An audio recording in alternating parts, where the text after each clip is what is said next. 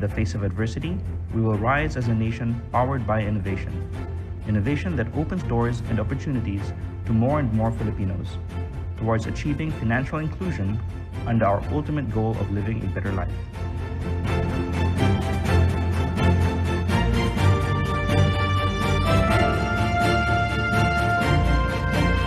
Initially, most Filipinos have never really had the opportunity to take part in formal financial services. Complex processes, expensive entry costs to access. Since several years now, GCash has been doing its part to change this by democratizing access to financial services, as shown by our growth stats. Previous to the pandemic, we were already seeing a significant increase of GCash user activity. That's the result from hard work in several years of GCash teams to keep on improving the GCash product and the GCash experience, but also successful partnerships between private entities, GCash, Globe, Ayala to name a few, and public partners, mainly BSP and LGUs. When the world closed down, we helped keep the economy going.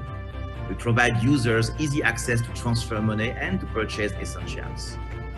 We enable merchants to quickly accept cashless payments. And most importantly, we became the platform of choice to help other people through donation, government, and LGU aids. At GCash, our advocacies are a natural extension of being a purpose-driven organization. Beyond growing our business, what drives us every day is seeing how we can help the communities around us. Everything that we do is anchored on our purpose, making Filipinos' everyday lives better.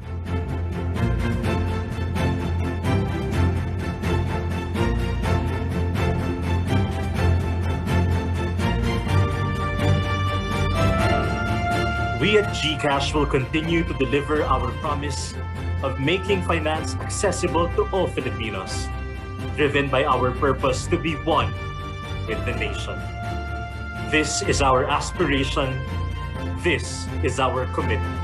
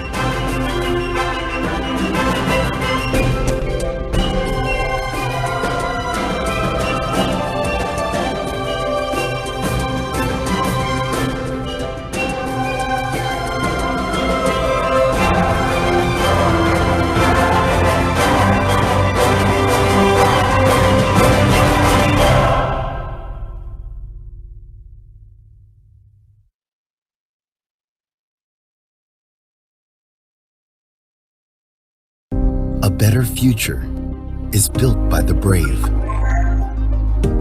envisioned by brilliant minds, born from the passions of thousands strong. One that isn't without risk, but protected from it. safe from all the worries and secure for what's to come.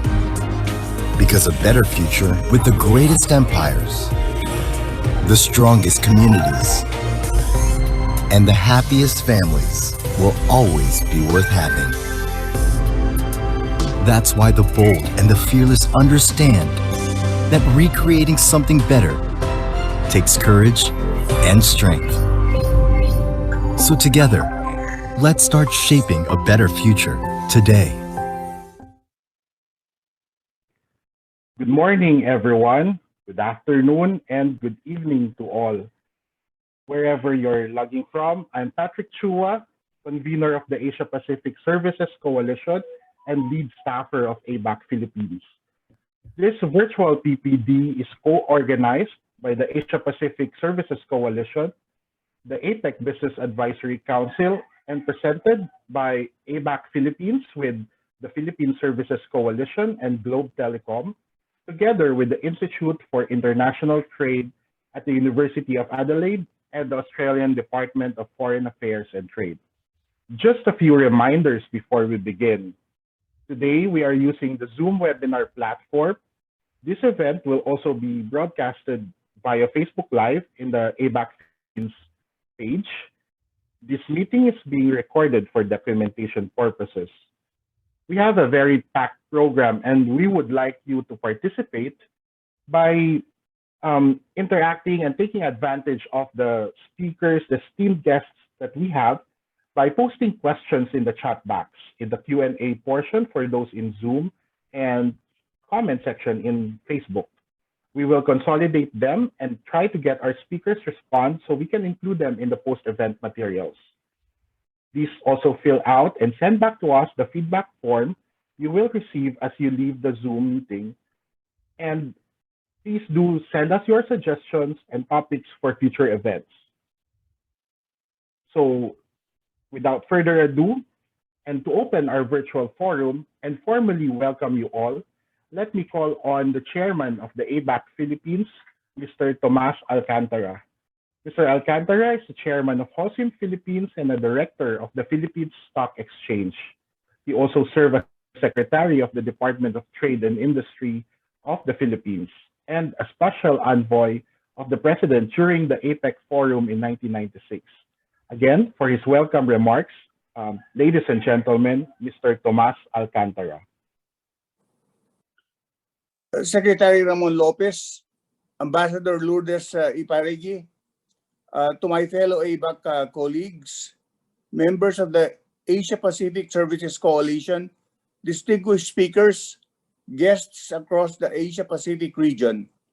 It is with great pleasure that I welcome all of you to our annual public-private sector dialogue on services with the theme Driving Services for an Inclusive and Resilient Economy. I am Tomas Alcantara, APEC Chairman of the Philippines, and I thank you for inviting me to speak alongside all of you on this special event. Today's event has become increasingly important since 2021 marks the midterm review of the APEC Services Competitiveness Roadmap, the cooperation framework of which was adopted during the Philippines APEC chairmanship in 2015. Under this master plan, APEC set the following targets by 2025. Number one is to reduce the restrictions to services, trade, and investment. Number two, to increase the share of services exports. And number three, to increase the growth in trade and services and increase APEC share in global services trade. As will be highlighted in the next 2 days, the services sector plays a vital role in driving economic growth, not just in our respective economies, but in the region as a whole. It accounts for about 60% of APEC's GDP and employs more than half of the workforce in most economies. Such a promising contribution to the economy, which can be further realized with enhanced trade and services. But we have serious challenges. Services in trade is declining. The WTO trade report showed that the trade cost for services is double the cost of trade in goods. A more recent study by the OECD cites that 40% of these costs are due to regulations. All the more this public-private dialogue is timely. We will hear from experts, understand the impact especially of the COVID-19 pandemic in the services sector, even as we have to deal with the constant threat of other natural disasters and climate change. We are honored to have our APEC officials, business executives, and thought leaders from international organizations to share their insights and best practices on how the services sector will help us build back better and build back broader. Services can be used strategically to catalyze activities. The pandemic has accelerated the digital transformation of businesses, including services globally. We have seen digitalization of services from network and fintech to virtual restaurants and digital marketplaces, which have kept economies and the flow of goods and services running amid COVID-induced lockdowns. It is important to note that the pandemic has redefined the future of work. As such, economies and businesses must also leverage digital technology and innovation to train, reskill, and upskill the current and future workforce. This is particularly important for the Philippines, whose resilient economy rests on a multi-million strong people, the young, talented, and world-class workforce, of course, including those in business process management industry and the Filipinos in every part of the world. Leveraging APEC platform and engaging in international fora, such as the discussion on WTO services, domestic regulation, and service-related provisions in bilateral and regional agreements will help maximize the gains of developing economies like the Philippines. But to do this, we need a whole of society and all of APEC approach, one with strong public-private collaboration. In this regard, I would like to call on every good partner in government to also welcome you all and share the importance of the services sector, especially in our economic recovery. Ladies and gentlemen, I am pleased to introduce to you the Trade Minister of the Philippines, Secretary Ramon Lopez.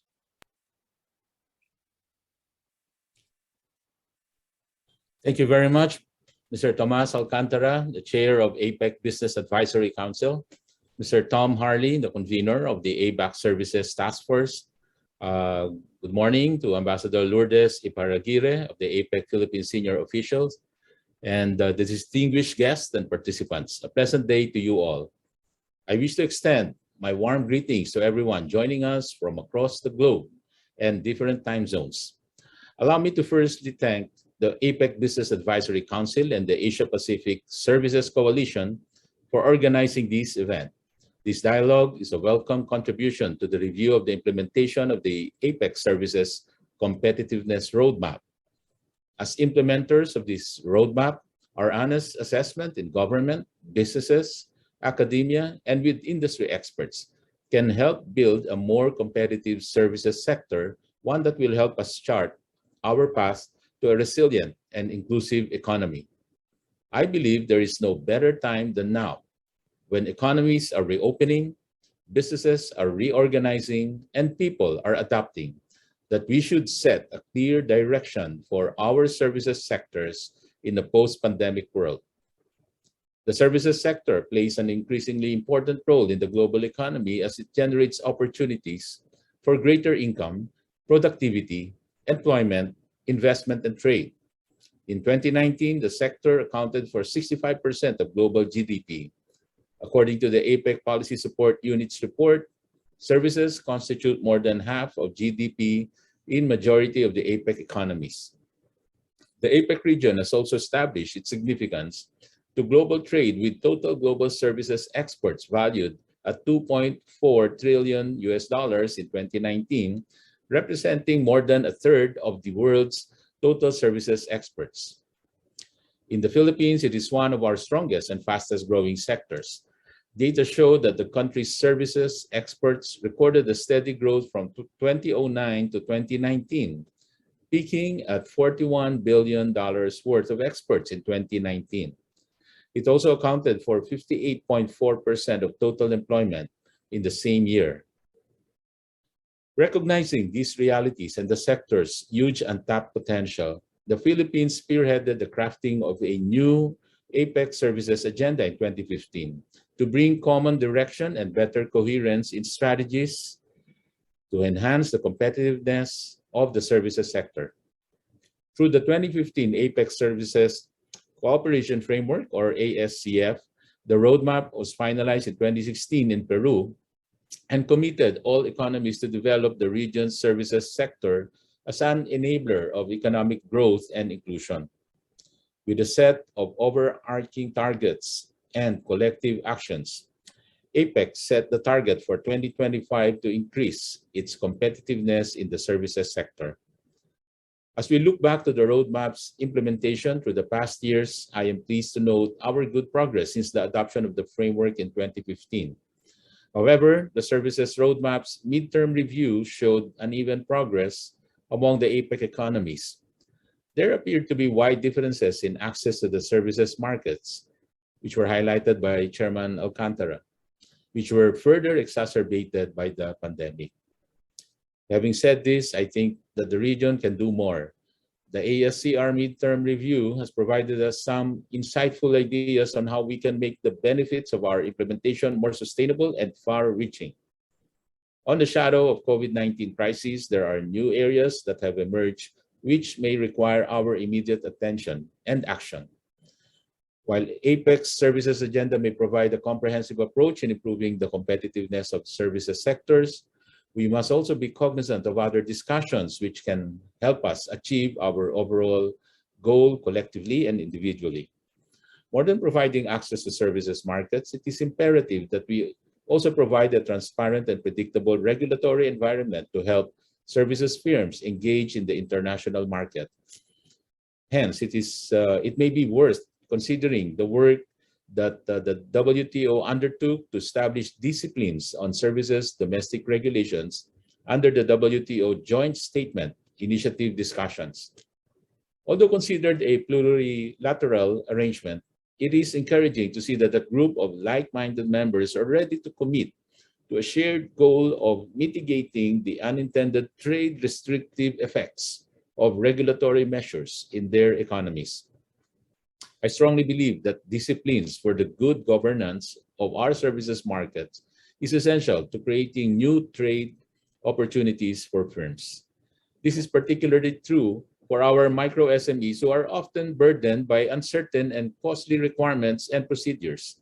Recognizing the significance of this work, I commend the APEC Group on Services for its achievement in endorsing the statement encouraging completion of the WTO services domestic regulation. We all can play a role for a strong, resilient, and inclusive global recovery. Our strengthened resolve to implement the reinvigorate APEC Services Agenda will only demonstrate our commitment to provide an enabling business environment for our services firms. This evaluation has presented us the impetus we needed to finally walk the talk. Let us listen to what our experts and stakeholders have to say. We should use this opportunity to reassess our priorities and recalibrate our actions to ensure that we remain relevant and adaptable to the modern global economy. APEC can still achieve a lot to implement the services roadmap until 2025. Let us make time work for us. Let us do what needs to be done.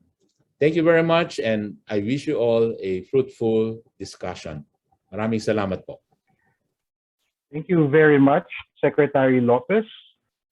We're truly honored to have you, and we thank DTI for the support to businesses, especially to MSMEs, and of course, for the programs that strengthen the services and the industries, particularly this time of the pandemic. Thank you again, sir. And to keep the work going for ABAC this year, under the leadership of New Zealand, ABAC created task forces to address specific issues, and one of them is dedicated to services. To give an overview of APEC Services work and to keep the discussion rolling, please welcome Tom Harley, the convener of APEC Services Task Force. Tom is the Managing Director of Dragoman Property Limited and a member of APEC Australia. Again, let me welcome Tom Harley. Tom? Good morning, and thank you very much for the introduction, and thank you, Your Excellency, for your remarks. It's a privilege to follow you, and let me acknowledge the Philippines' key role in promoting the services agenda. I'm speaking to you from lockdown Melbourne, but I'm very grateful for the opportunity to speak to you all as we commence this dialogue. We've got a strong history of successful services events, jointly hosted by the Asia Pacific Services Coalition and ABAC. It continues the valuable practice of close engagement between the public and private sectors on services issues.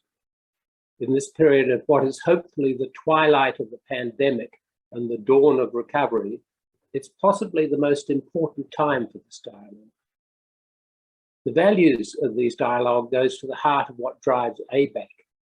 We believe that the best regional outcomes are achieved when business and government work together. We, ABAC, carry the voice of business when we talk to ministers and leaders, so we need to ensure we have your insights. In my view, while the service sector in various of its manifestations has been one of the hardest hit by the pandemic, it is also one of the most critical sectors to accelerating and ensuring the region's economic recovery. Historically, trade policy was dominated by the rules associated with trade in goods, with services running a distant second in terms of attention and perceived importance. That narrative moved significantly well before 2020, as the world became increasingly mobile and trade more globalized, as supply chains expanded across borders, manufacturers and agriculture all became more dependent upon services support, and digital technologies enabled services to be delivered everywhere and at any time. And then COVID came. The world focused on the greatest health challenge of 100 years. Extensive restrictions were imposed on almost all economies, and our health systems and economies came close to being overwhelmed.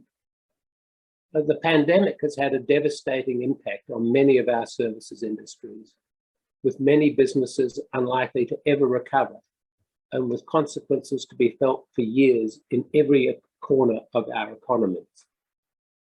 For the travel, tourism, transport, and creative industries, especially, but not on their own, the pandemic has been catastrophic.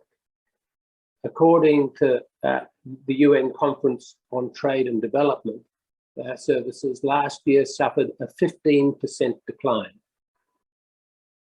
The WTO reports that global economic activity so far this year indicates merchandise trade has lifted beyond its pre-pandemic peak, that global merchandise trade volume growth is now forecasted at 11%, up from earlier forecasts, and with an expected 5% rise in 2022. Not surprisingly, services sectors are the growth exception. They're forecast to continue to lag behind goods and goods traded. Strained global supply chains and continued COVID outbreaks will impact us all for the foreseeable future. The pandemic has highlighted the essential nature of many services sectors, and indeed some, especially those benefiting from accelerated digitalization, really flourished throughout last year and this year. The world moved online for health, education, government delivery, shopping, and eating. Many adapted to and accelerated the digital transformation of their businesses. Services were central to absolutely every facet of life everywhere.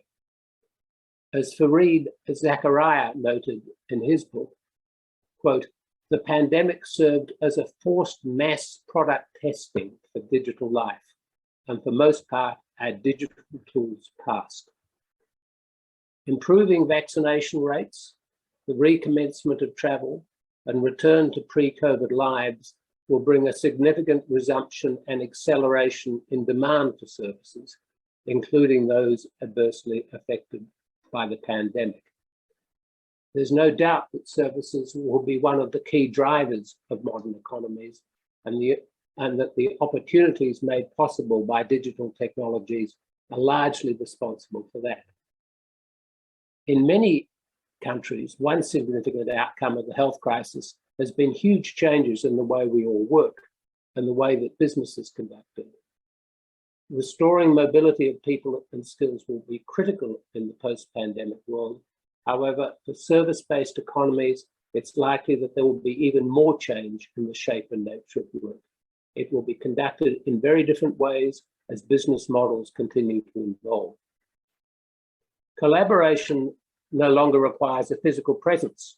We've all learnt to do so much more remotely. ABAC's had 60 remote meetings so far this year. The doors have been thrown open to a much wider range of possibilities and opportunities, while also presenting challenges such as job losses, new measures of productivity, and concerns about privacy and government regulation.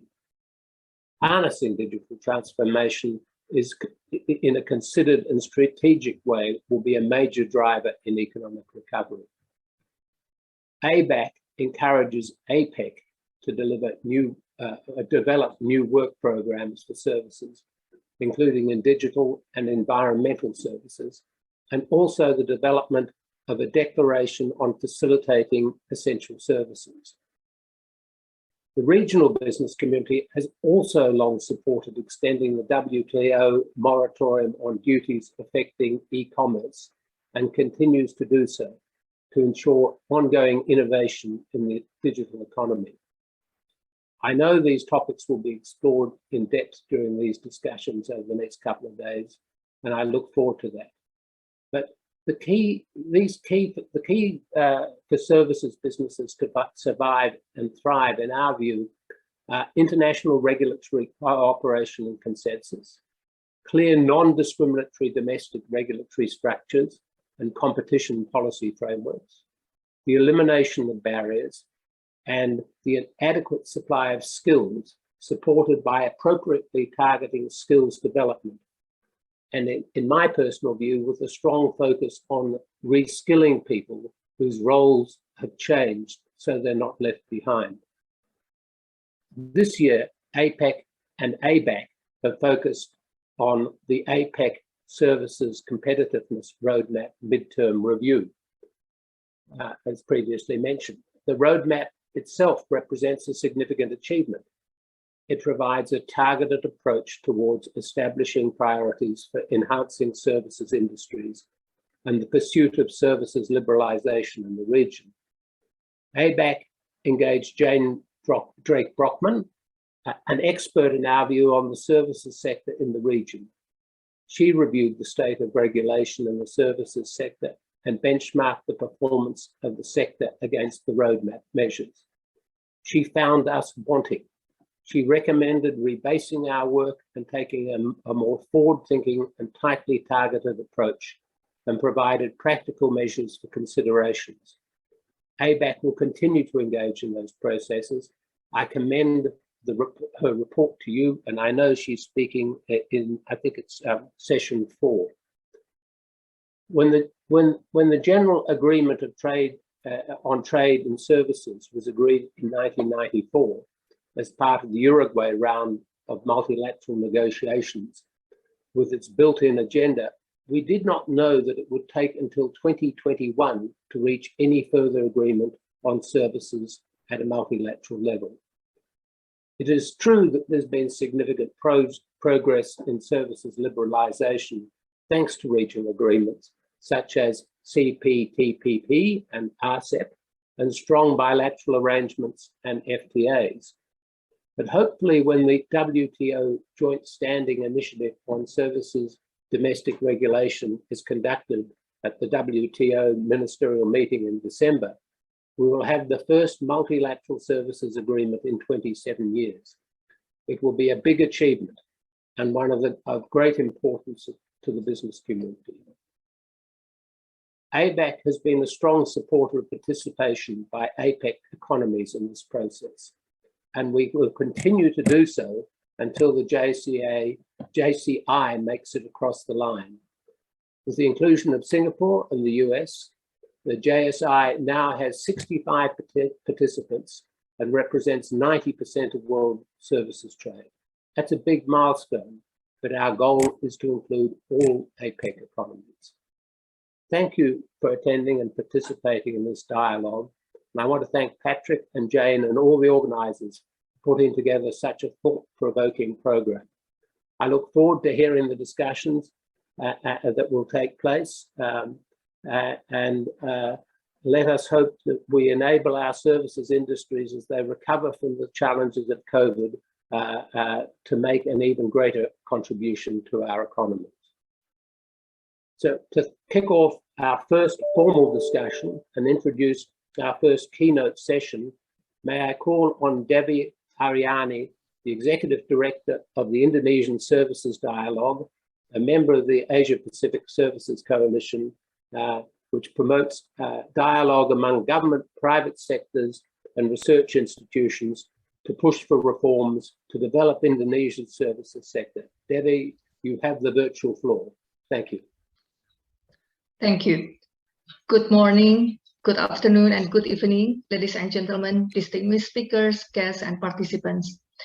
First of all, allow me to express my appreciation to Asia Pacific Services Coalition, Philippine Service Coalition, and APEC Business Advisory Council for holding this public-private dialogue on services. In this first session, we will be discussing about the role of services in driving the economic recovery. Services has been playing an instrumental role in driving the economy pre-pandemic, and in many economies, services have been playing an instrumental role. Not only it is the main driver of economic growth, but it has also become the instrument for job creation as well as for poverty alleviation. However, the pandemic have greatly hit services, particularly the services sectors that requires face-to-face interaction. So joining with me today is Professor Fukunari Kimura from Keio University. He is also the Chief Economist of AREA, the Economic Research Institute for ASEAN and East Asia. Professor Kimura will be delivering his keynote on the role of services in driving the economic recovery. So Professor Kimura, the time is yours. Thank you very much for the kind introduction. It's a great honor for me to have a short speech here in this very important occasion. Servicing the world towards economic recovery, that's the given title of my speech. Next, please.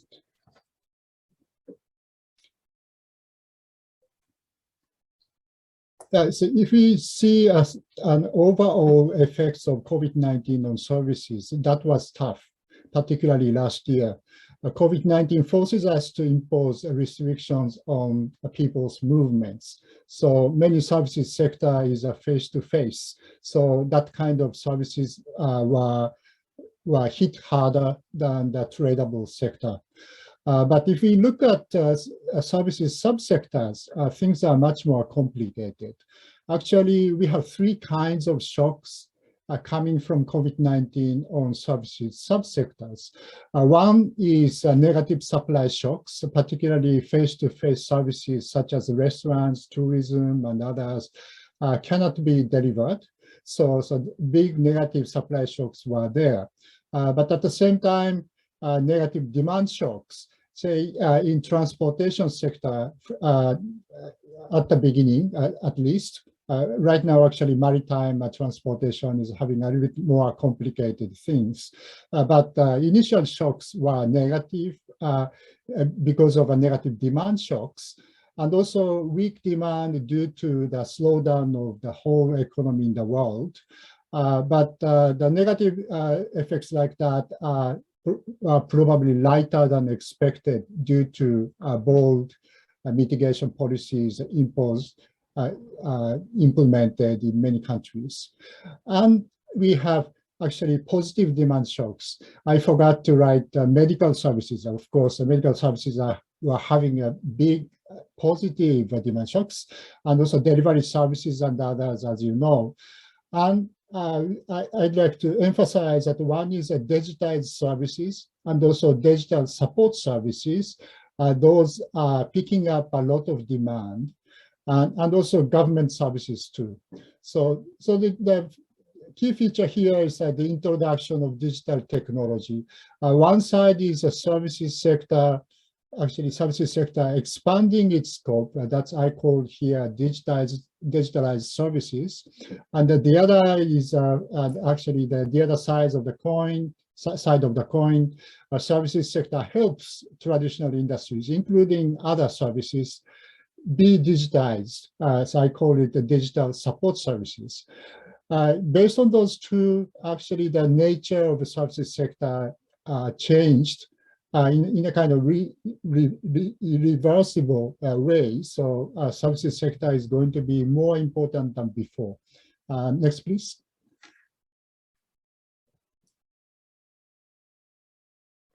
These are charts drawn from WTO documents. As you know that in overall world trade in services dropped. Actually, the trough was deeper than goods, and also the recovery was slower overall. But if you look at the subsectors of services, certainly travel hit the hardest, and also the transportation had a big trough too. But other services, you see that some services are having deep negative effects, but some are positive, particularly computer services. Then the exports of computer services in growth, year-to-year growth, you can see many countries are having positive growth. So we have a mixture of negative supply shocks, negative demand shocks, and positive demand shocks here. Next, please.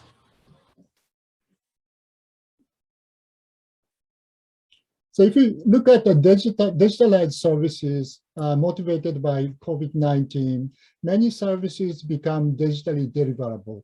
Most of them will stay even after COVID-19. So we observe e-commerce, both domestic and cross-border, grows very rapidly. And also the delivery services expand the scope. Now many various kinds of things, goods and services are delivered by like that. And also the e-payments penetrate. And also the remote work, we are doing the remote work a lot from home. Actually, that lowers the threshold for service outsourcing, both domestic and cross-border. So the cross-border service outsourcing, that is so-called the third unbundling or international division of labor at the individual level, that becomes substantial. Certainly a very important example is a BPO in the Philippines, but we have some small example from Japan. Now there's a big boom of online English conversation classes delivered from Cebu Island. Next, please. And also digital support services, that is looking at the issue from the other side. Actually, this kind of services are helping traditional industries be digitized, including other service subsectors, starting from agriculture, logistics, transportation, medical education services, wholesale retail, finance, and also government services. And even manufacturing, actually utilizing communication technology much more intensively right now. That actually strengthens dispersion forces. That would be good for newly developed economies and developing countries. Rather than concentration forces, actually pushing so-called reshoring. So I think this is a sort of big change that the digital support services are having a lot of contribution to the world economy. Next, please.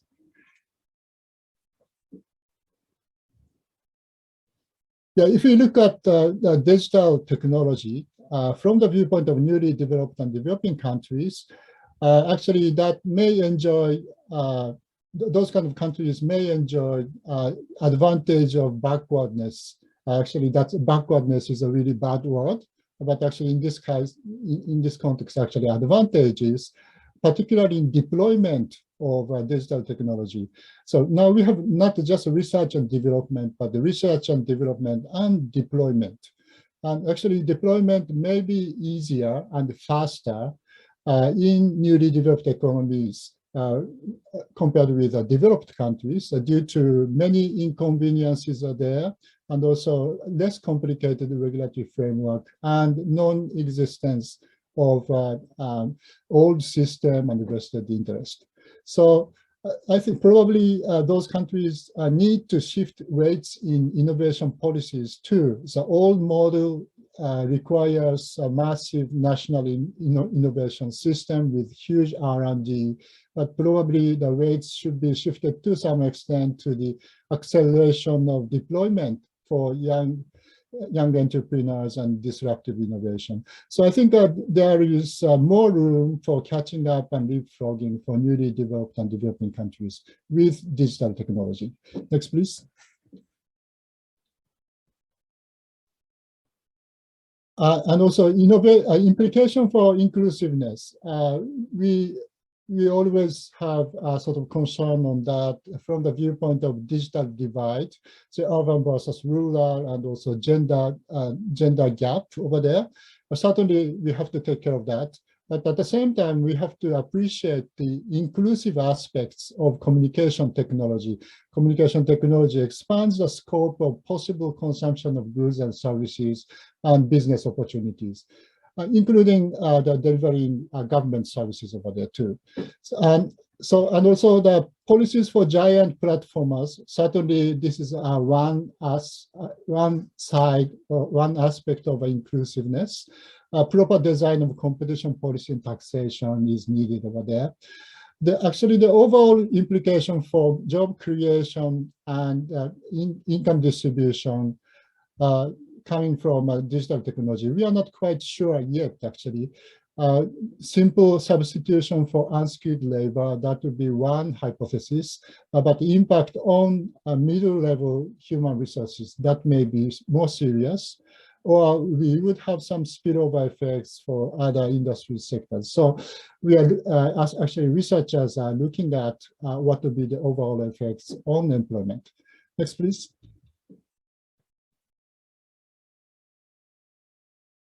So in conclusion, I'd like to emphasize 3 points. One, services sector was hit hard by COVID-19. That's we really have to look at that seriously. Second, however, services sector expands the scope with digital technology, as well as help other industries to be digitized. So that's why services sector will become even more important after COVID-19. Third, services increasingly become domestically and internationally mobile with digital technology. And thus, the policy framework must be substantially modernized. Particularly, a link with the digital and data-related policies will be the key. That's a conclusion in my talk. Thank you very much. Well, thank you for the interesting and insightful presentation, Professor Kukimura. I've noted some key points from your presentation. First is the COVID-19 shock on services, and second, how the pandemic has triggered services sector becoming more digitally delivered, hence become more resilient in this time of pandemic. I would like to know, how do you see the challenges for the services sectors going forward? Yeah, thank you. I think the services pick up the pace of the evolution themselves. So that becomes more mobile, increasingly mobile, and also help others industries to globalize too. So I think a possible bottleneck in policies is the regulatory framework over there. So one side is a sort of responsive regulation. Still, we are working on, say, liberalization, or on the other side of the coin, some sort of infant industry protection on services. So we should not impose unnecessary barriers over there. That's a sort of responsive regulation. At the same time, we have some proactive regulation over there, because digital technology is coming in. So data issues are going to be more important in connection with the services. So overall policy environment for free flow of data with trust, whatever the expression, I think that is going to be very important in services too. So actually, the policy framework could be a little bit more complicated here, because we have at least four kinds of policies over there. One is a relatively simplistic liberalization facilitation. So that, say, one example is say electrical signature, for example, or extension of the WTO moratorium on e-commerce taxation. The second is to cancel out market failure. That is going to be more serious in data-related things. So competition policy, certainly that's one of them, and also consumer protection, because we have a sort of asymmetric information over there, and also IPR protection, because so data and information are easy to leak actually, easy to be leaking. The third is the policies to reconcile values or social concerns with economic efficiency. Certainly, trade policy is talking about economic efficiency, but we have other values like privacy protection, cybersecurity. So these are, of course, we have to take care of that. The last one, fourth, policies to accommodate data flows and data-related businesses. Now, the taxation is a big issue over there, and also the regulatory framework for e-payments and fintech, maybe cryptocurrency. Those are also very important, and people are worrying about, say, the abuse of artificial intelligence, for example. So those are the sort of fourth kind. So we have liberalization and facilitation. That's one. And then policies to cancel out market failure. Third, policies to reconcile other values.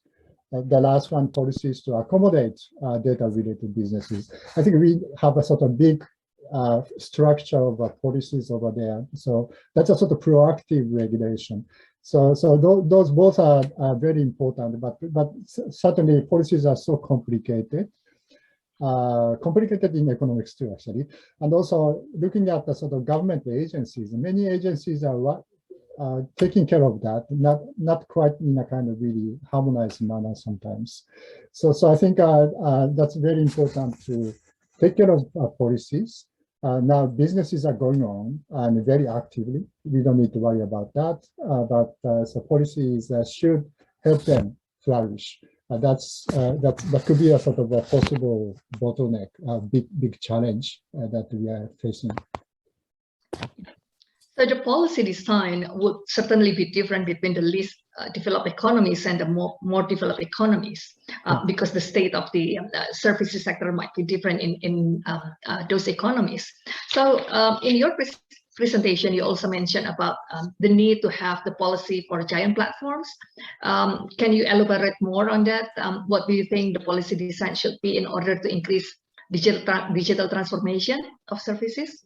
Yeah, certainly that would be a big concern, not only for newly developing economies, but also in developed economies too. But they are very creative and giving very interesting services. And so I think the benefits of platform users are huge. So policymakers are sometimes worrying about the domestic service providers too much. Certainly, we like to have the development of domestic service providers, but we have to keep some good competition over there.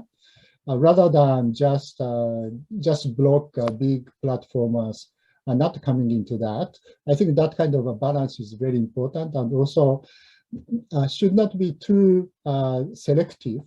If we just have one big platformer, then there's no competition. But if we have multiple, then we may generate some competition too. And then two key areas for policies, right? One is competition policy, the other is a taxation. So for competition policy, now a big debate is going on both in the US and China. So we have to see very carefully that what would be the conclusion.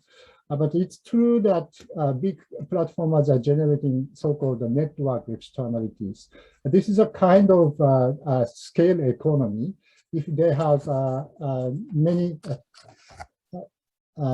large customers and they can collect more data, then that would increase their productivity. That itself is not really bad because they're utilizing the benefits of network externalities. Bad thing is that positive abuse of market power. If they use that kind of market power and then exploit people, and that's not good. And also, they are having various kinds of contract with small business partners, and then they would have a sort of dominant position to get disadvantageous contracts for small businesses. Those are bad. So what we really have to be careful is not that they are big, but that because they are big, they are bad. That's not really a sort of a good logic. Logic is that if they abuse the market power, then we have to use competition policy. So I think that's one thing that we really have to go with that. The taxation issues, so particularly the big debate on digital tax now. And now the discussion in OECD is advanced to some extent.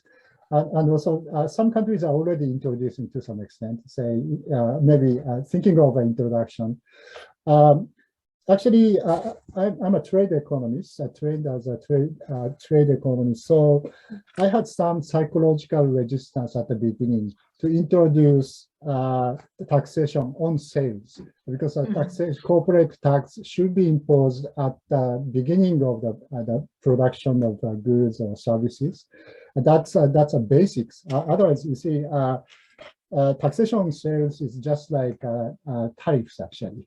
And particularly that would be applied to a sort of discriminatory manner only for big platformers, not the small platformers in other businesses. So I had some psychological resistance at the beginning, but I changed my mind these days. And now if we can have some reasonable compromise by introducing digital tax in a kind of internationally harmonized manner, I think we should accept that. So not just like they are rich, so let's get money from them. Okay? So that's one temptation, of course, but we have to be fair and we have to have a sort of a balanced view on those kind of services. I think their services are very, very important for people's daily life and potentially very good for small businesses too. So we have to have a sort of reasonable policy in terms of a sort of taxation. Yeah, I couldn't agree more that we need to have a conducive regulatory environment, whether it is relating to taxation or competition policies or consumer protection or data governance. However, due to the tight timing, can you just, as the closing remarks, what do you think the initiative that needs to take place and be included in the next G20 meeting? Yeah, I think policymakers must realize that the role of services sector for economic development has drastically changed, particularly in newly developed and developing economies. So we have to have some positive attitude for, and particularly utilizing digital technology to seek for opportunities for catching up and leapfrogging. Actually, so we have a bunch of very important initiatives going on in the WTO, particularly in the context of so-called JSI, Joint Statement Initiative. I think domestic regulation on services, we may have some progress in coming ministerial meeting. We have to support that. And also data or e-commerce initiative are going very slowly, but that is very important too. And also WTO is working on trade and health issues. They're emphasizing both essential goods and also essential services. I think it's very important for G20 to support those a series of initiatives working in WTO. Thank you very much, Professor Kimura. So next, that concludes the first session this morning. I will hand this over to Sherry Stephenson, who will be moderating the next session. Sherry, over to you.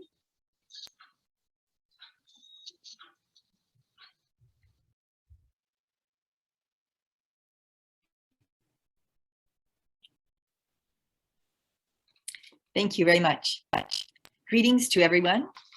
It's a pleasure and a privilege to be here and to moderate this first session in the Asia Pacific Services Coalition and APEC Public-Private Dialogue on Services. This panel will discuss transform services in the time of COVID. I believe actually you can take this title in two ways, or to mean two different things simultaneously. One, services are being transformed during the pandemic, as we heard, and services are also transforming our life, our production, and our trade during the pandemic, as you also heard. Either way, services are definitely transformative. The question is, are we paying enough attention to the role of these services and to this transformation? Most of the discussion that has taken place at the WTO and in trade circles has focused on assuring the movement of trade in essential goods during COVID-19. But we all know that without essential services, we would not have trade in essential goods.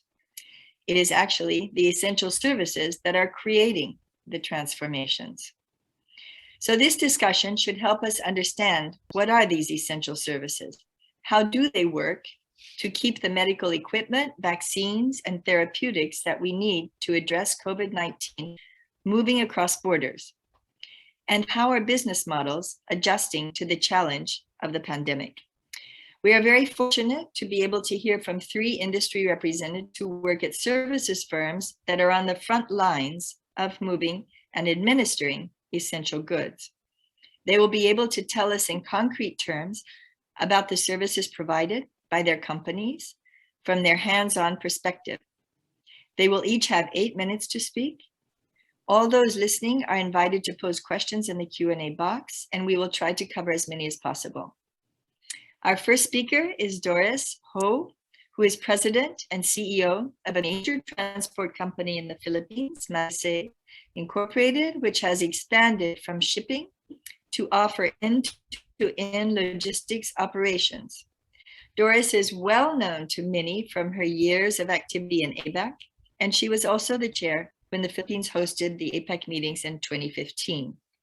We're very keen to hear from Doris about how vital shipping services are during this pandemic, especially since we may not realize that nearly 90% of world trade in goods are carried over the waves on ships, which of course includes critical medical supplies. So Doris, how has shipping been doing and how has it been transformed? Thank you, Sherry. Excellencies, distinguished panelists, ladies and gentlemen. Shipping is an essential service, yet its role is largely invisible to the general public. The prolonged pandemic causing labor shortages and COVID-related restrictions will hopefully make everyone, from policymakers, producers, civil society, and consumers, realize what systemic failures in this industry would mean to the lives of their citizens. Allow me to share a video by BIMCO that tells it all. At a time when the world stopped, ships kept moving. People still shopped, ships kept on proving. The volume of trade that's moved by sea, 90% of trade, actually. Crops that are weighed, cars that are sprayed, and it's easy to see the impact this makes. Fruit and vegetables, toys and collectibles, wheats and grains, the blood in the veins. Like to land a farmer is, ships are to the sea.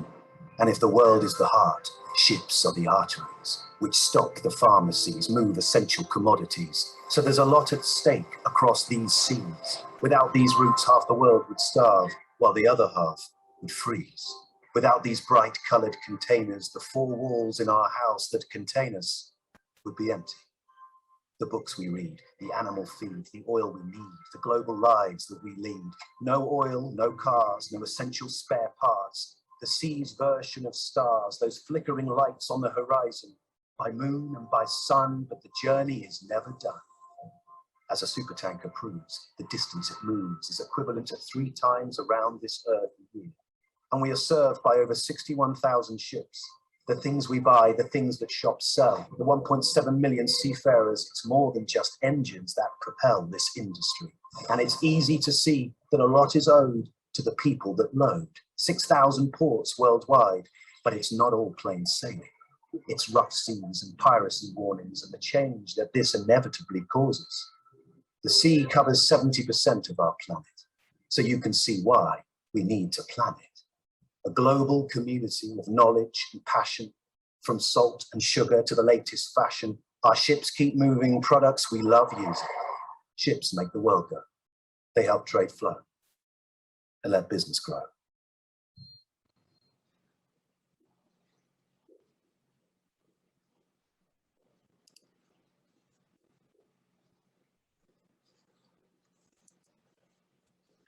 So how has the pandemic affected this essential service of shipping?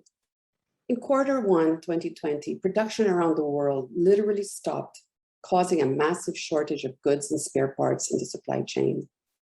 Goods in transit reached their destinations, facing shortages of port workers, customs officials, and inland restrictions imposed by local authorities. Consignees faced difficulty to receive the inventory that were bound for retailers, schools, and food outlets, which were closed. This created a breakdown in the logistics chain. As a result, shipping companies aggressively laid up ships due to lower demand. In Q3 and 4 of 2020, the USA led a resurgence in demand for goods, ships diverting to change ship's crew, as well as quarantine at sea requirements between ports, has lessened capacity to carry goods, all of these causing a spike in freight charges. Lower port productivity caused by labor shortages throughout the logistics chain has resulted in massive port congestions, further taking ships' capacity out of the market. Congestion around major ports will mean consumers will be paying more for gifts and food over the Christmas holidays. How has the pandemic affected the seafaring community? Each ship has only 20 to 21 seafarers who operate ships of all sizes. They work a maximum of 10 months on board with a 2 months vacation. Some can work with shorter 4 to 6 month cycles. Hub ports and airport lockdowns around the world meant that thousands of seafarers were stranded on board, having to agree to work way beyond the ILO-approved maximum work period. Remember that seafarers are not allowed to disembark from the ship and thus have very little social interaction outside of the vessel's crew. The IMO, the International Maritime Organization, categorized seafarers as essential workers, encouraging countries to create green lanes in ports and airports. The Philippines was one of the few countries that opened green lanes. Other major port hub countries prohibited crew change altogether or imposed very stringent rules. China, for example, which is a major hub port, still does not allow crew change. Ships have to divert to countries like the Philippines with a green lane. While at port, some crew become infected by short personnel who board the vessel. When a ship has a COVID case, most ports will not allow the crew to disembark onto their shores, forcing the ship to divert. Seafarers are often required to undergo a quarantine period in a facility for 7 to 14 days and to be PCR tested before joining a ship. Some crew arrive at the port of destination testing positive. Crew who test positive are sent home. Being stranded at sea and unwelcome at ports. Facing a risk of piracy in certain areas around the world, causing fear. The present port congestion all over major ports has exacerbated the inability for crew to disembark and be replaced. Fragmented travel rules and restrictions have kept hundreds of thousands of seafarers working for as long as 18 months on board. These have all created anxiety, loneliness, isolation at sea, long quarantine periods when they come home. All these have caused growing mental health issues and at sometimes suicide. All of us are hoping, of course, for vaccinations as the game changer. Countries like the US and some in the EU are vaccinating crew at ports. Countries like the Philippines and India have prioritized seafarers to receive vaccines, but there is still not enough for everyone. We in the Philippines were allowed by our government to buy some vaccines so that we could accelerate vaccination for our own seafarers. So there are important recommendations we make. One is to push for universal categorization of seafarers as essential workers by each member state of the IMO, if they have not already done so. Two is remove restrictions hampering the movement of transport workers. Create a seafarers' green lane in major ports and airports that should extend into the new normal to ensure safe passage of these very essential workers. Three, agree on globally harmonized digital vaccination certificates secured in a blockchain so seafarers can move safely to and from their jobs. Four, although many ship owners now provide satellite on board, provide free broadband while at port so seafarers can virtually be with their families. Fora like this give greater understanding on the vital contributions made by ships and seafarers so that they can be more valued and respected for all they do for humanity. Allow me to end with another short video by BIMCO.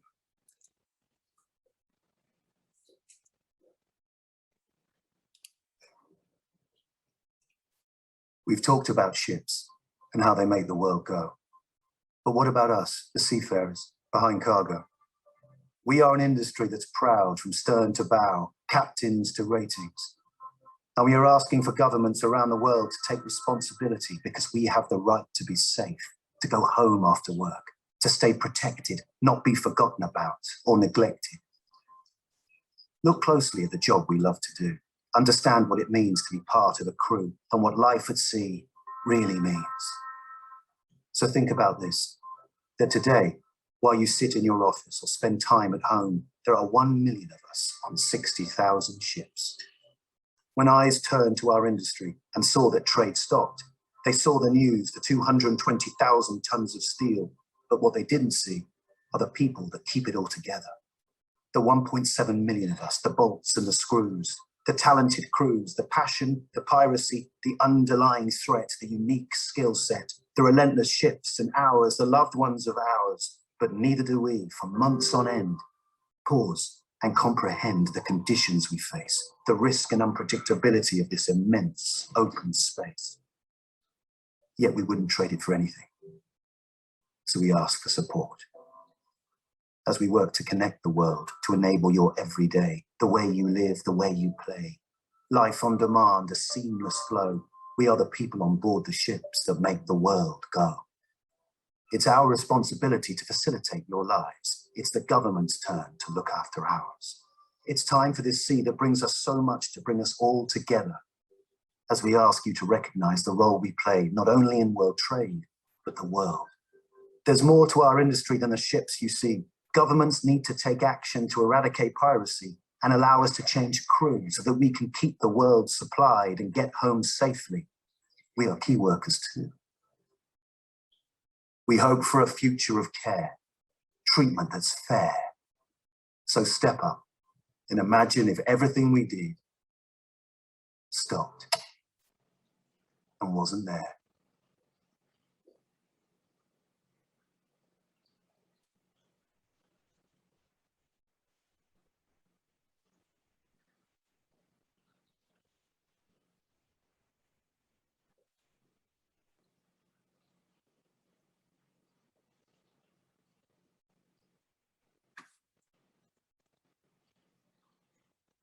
Thank you.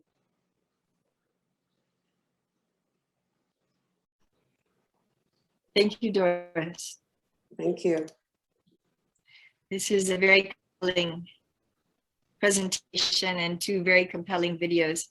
It would be really impossible to imagine that maritime transport services are not essential at any time, and especially in times of a pandemic. But you have really very usefully put a case on shipping as well, and underlined that ships do not move without crews of seafarers, and that these people movement that they entail should also be viewed as an essential service. Thank you for this. We next turn to Leonora Lim, who is Vice President for Life Science and Healthcare for the Asia Pacific region for the large multinational firm DHL. Leonora has over 20 years of experience in logistics and has been with DHL for more than a decade. We are keen to hear from her about the challenge of delivering and administering healthcare products around the world. According to a recent white paper by DHL, between 7 and 9 billion doses of the COVID-19 vaccine and supplies and therapeutics will be distributed annually over the coming 2 years. Just 8 countries are the source of production for 95% of COVID-19 vaccines, which means that tests will need to be transported and administered to people in nearly 200 countries around the world. What types of supply chain coordination and logistical support must be harnessed for this enormous effort in the area of healthcare? The floor is yours, Leonora. Thank you, Sherry, for the introduction. I hope everyone can see the screen and can hear me. So good morning, everybody. In the next few minutes, I'll be talking about 2 things: the changes happening in the life sciences and healthcare industry due to the pandemic, and our recommended approach in ensuring cross-border movement of essential goods.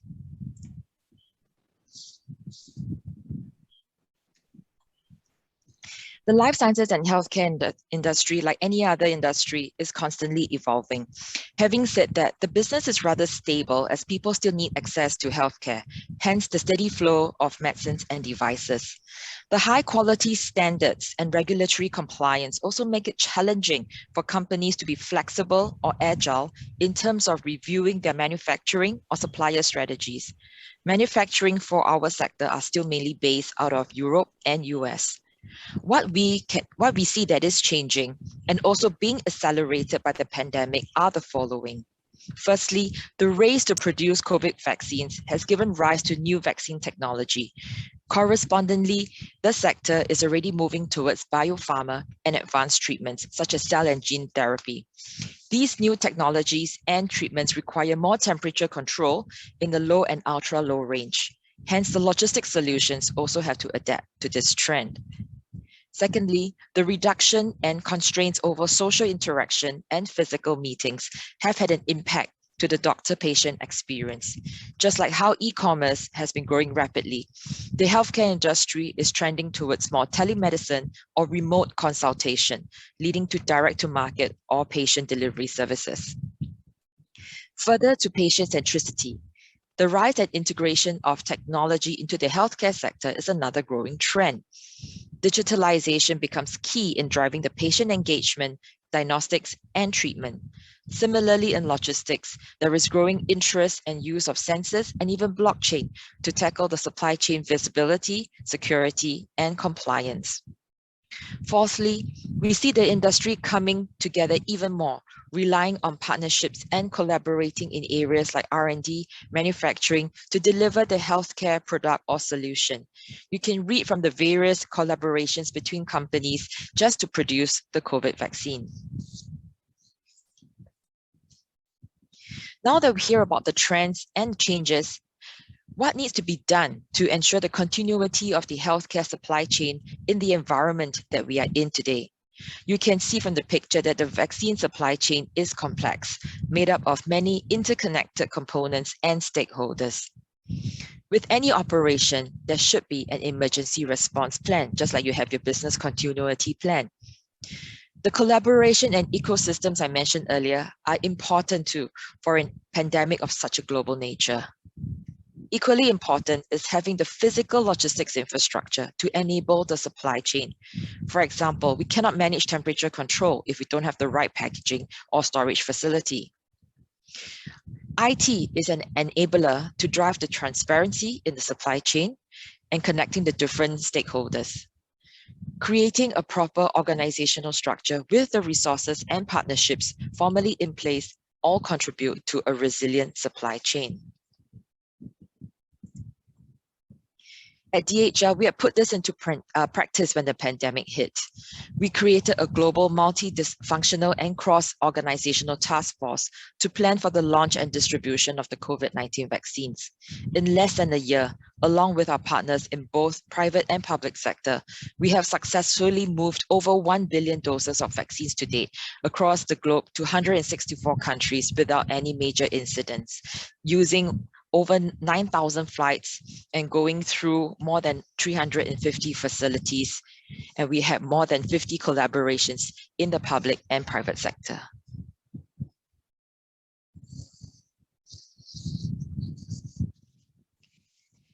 So our work still continues. History has shown that respiratory viruses are the most prone to pandemic spread. So the next public health emergency could be quite similar to the current one. This means that all the work we do now and the structures we have put in place can be used for future similar pandemic situations. We have 10 strategic actions across 3 categories. Firstly, prevention and early identification. Basically, we are recommending preparation and readiness to tackle future outbreaks, be it institutionalizing what has already been set up, sharing of information, IT systems, establishing global early warning systems, having an internationally aligned and proactive approach to tackling and preventing outbreaks, driving and even accelerating R&D in a broader spectrum to cover known threats from diseases. Under containment and countermeasures, this refers to plans that countries have in place to contain the outbreak, such as lockdowns, testings, regimes, etc. Leveraging technology and digitalization are important for contact tracing and monitoring. And having a safety stockpile of essential goods and the logistic systems in place to prepare for emergencies instead of being reactive. The third category, medication rollout capacity. Public entities and NGOs should support the development and maintenance of manufacturing capacity for diagnostics, vaccines, and therapeutics on a global scale. So in the event an urgent ramp up is needed, countries and companies will not need to be scrambling or starting from scratch. During the pandemic, we also relied on the WHO R&D blueprint for the development and production of diagnostics, vaccines, and therapeutics. But countries can take this further, take this at a national level to work on processes and framework agreements for early and reliable purchase orders for such products. Continue to leverage on lessons learned from COVID-19 to build and enhance capabilities for in-country distribution of diagnostics, vaccines, and therapeutics. This includes looking at sourcing strategies. Do you buy locally or do you import? And working with partners, logistics providers to help set up the process and supply chain network to prepare for future. To conclude, we at DHL were able to live up to our purpose of connecting people and improving lives due to past learnings, close engagement with the sector, community, listening to the voice, focus and investment in this sector over the last 2 decades, and leveraging our strengths across our family of divisions in international transport and warehousing, which have all paid off in a pandemic situation like today. So with that, thank you for listening, and I'd like to hand it back to Sherry to introduce our next panelist.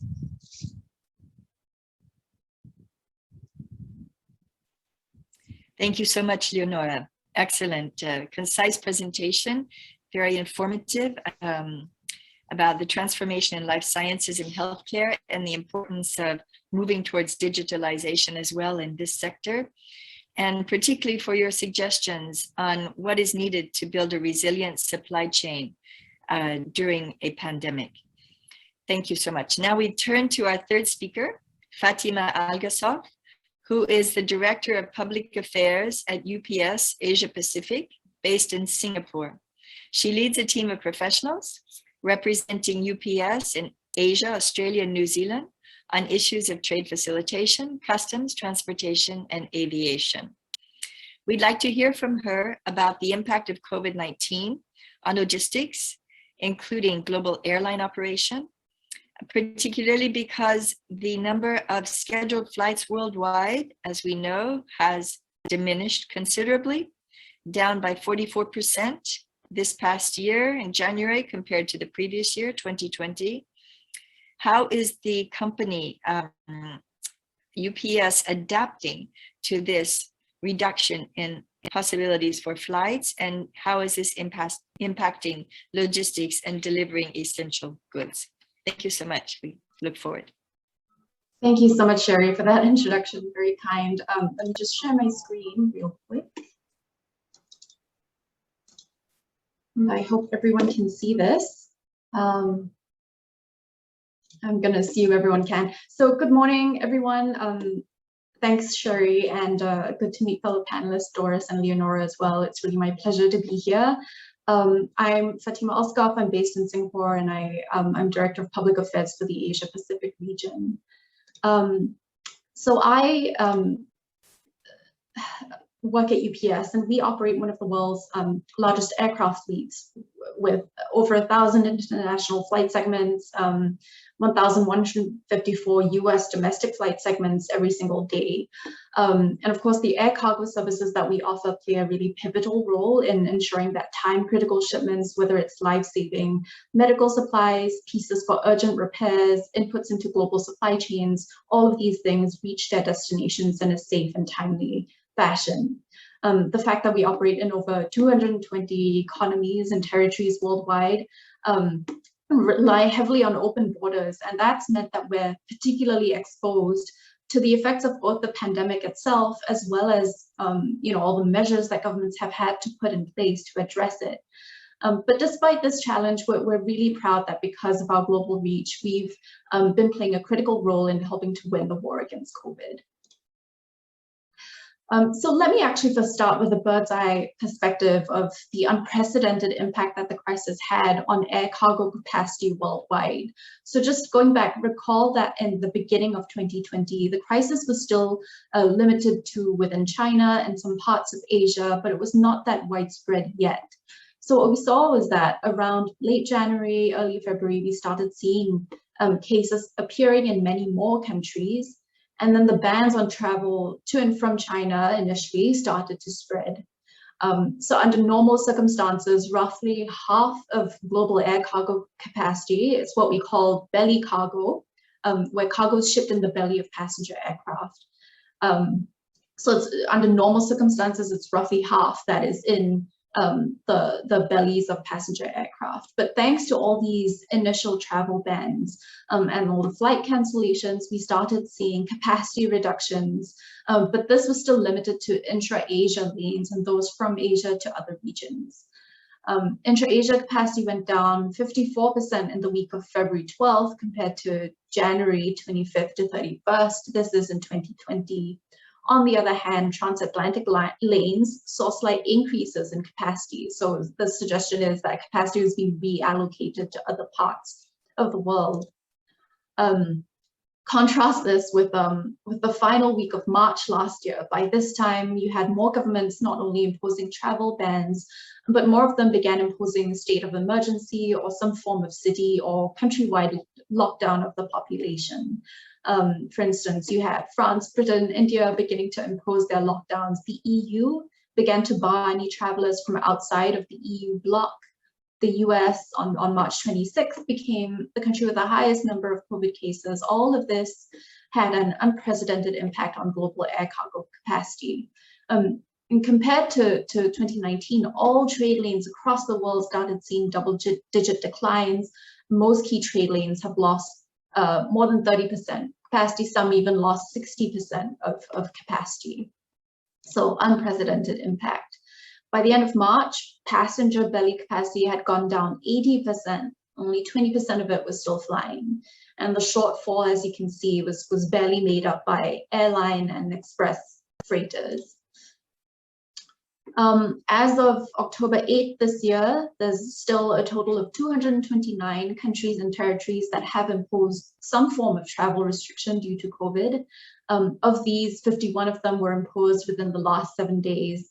I remember checking these same statistics back in April last year, and it was 227 countries and territories at that time that had some form of restriction. So it's, you know, same number of places that have some kind of restriction. Needless to say, this pretty much decimated commercial travel within the first weeks of the pandemic emerging.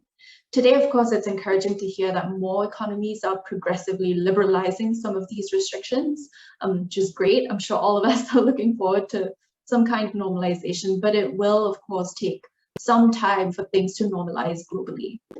So it won't be happening anytime too soon. UPS, like other companies in the logistics industry, has absolutely been on the front lines of this. COVID has impacted what we do in so many ways.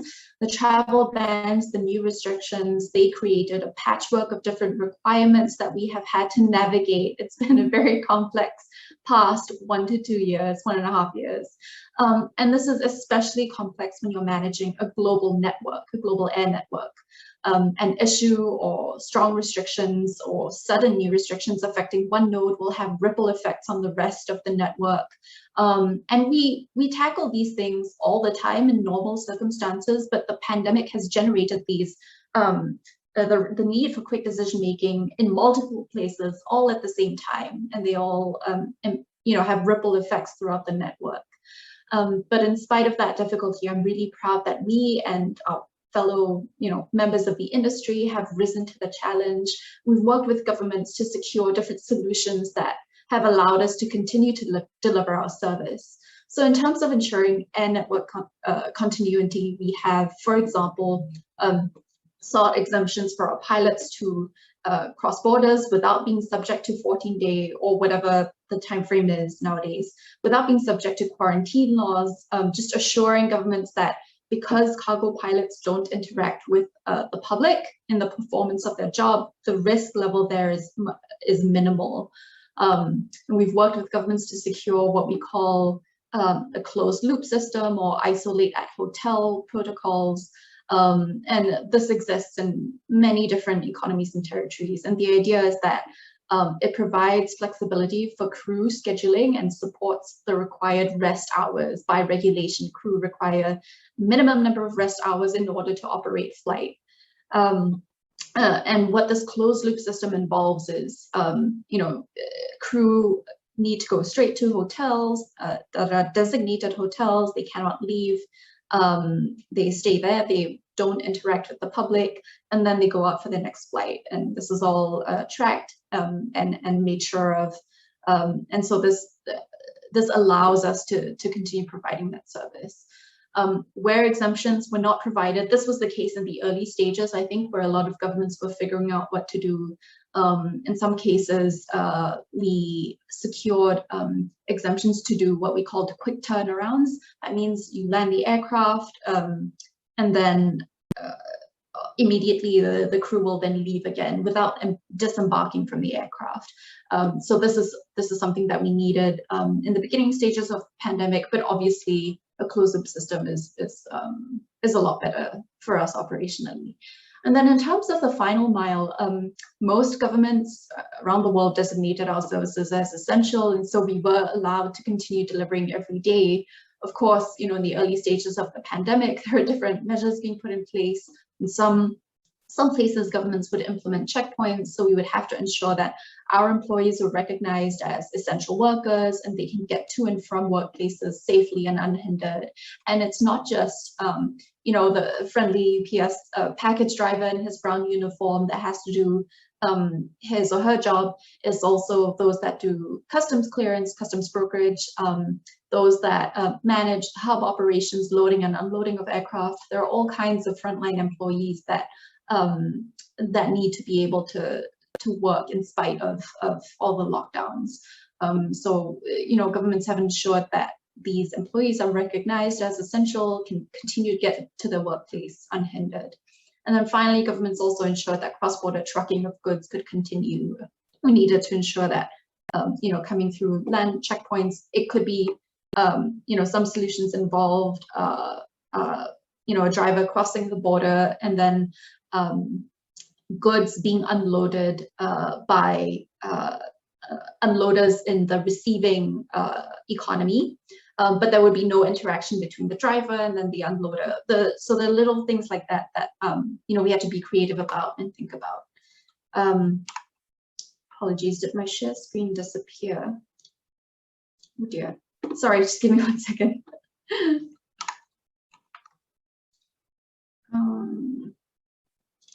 Okay. All right. So, of course, although the opportunities for passenger travel are much more limited these days, people around the world still need life-saving medical supplies, personal protection equipment, and goods for daily living.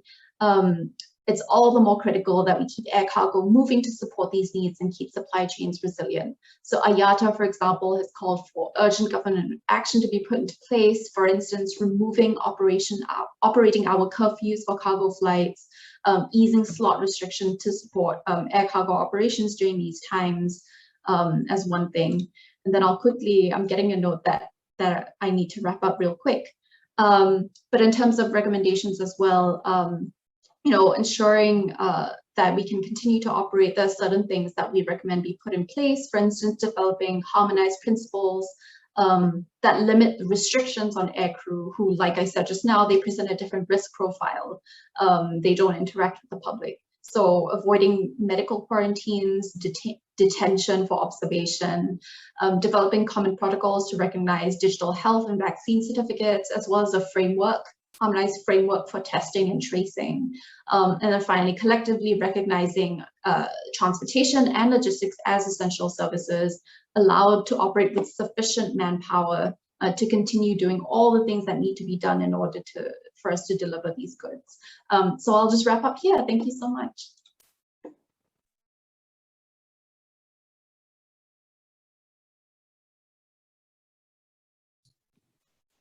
Thank you very much, Fatima. That was extremely illustrative, interesting also.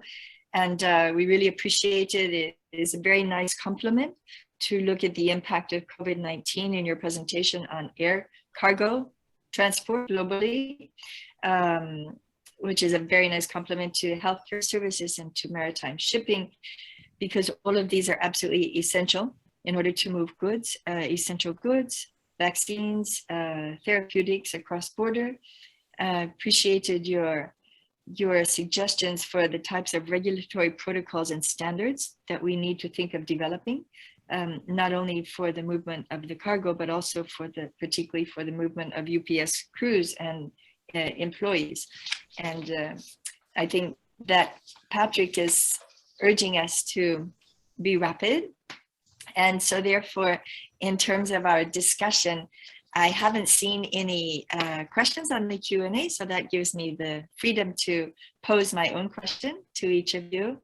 And since we may have time only for one major question, I will actually put two questions in one, and I will ask each of you to answer from the perspective of your industry.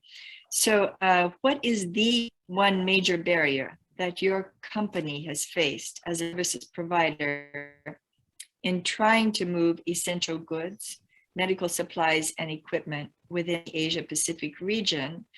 And if you had it to give to APEC officials and governments on how they could better serve your company's ability to meet the overwhelming needs of the COVID or any pandemic, what one or two top policies would you recommend they adopt?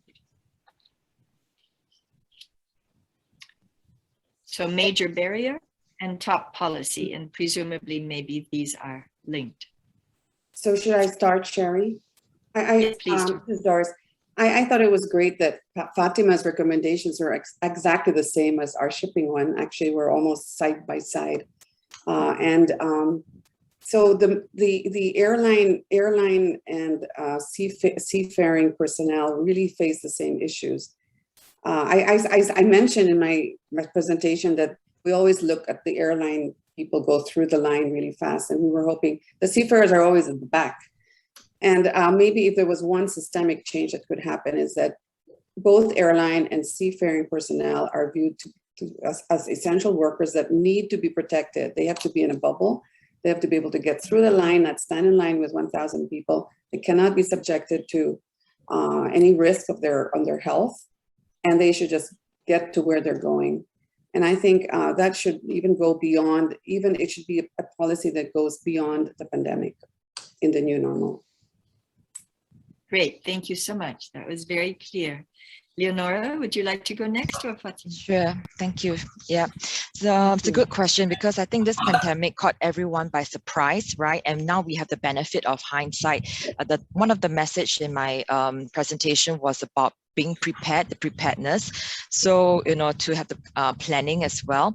So I think what governments, public institutions can do is actually, like what Doris and Fatima had also alluded, is to, have the right classification and allowance for essential services, to go cross-border.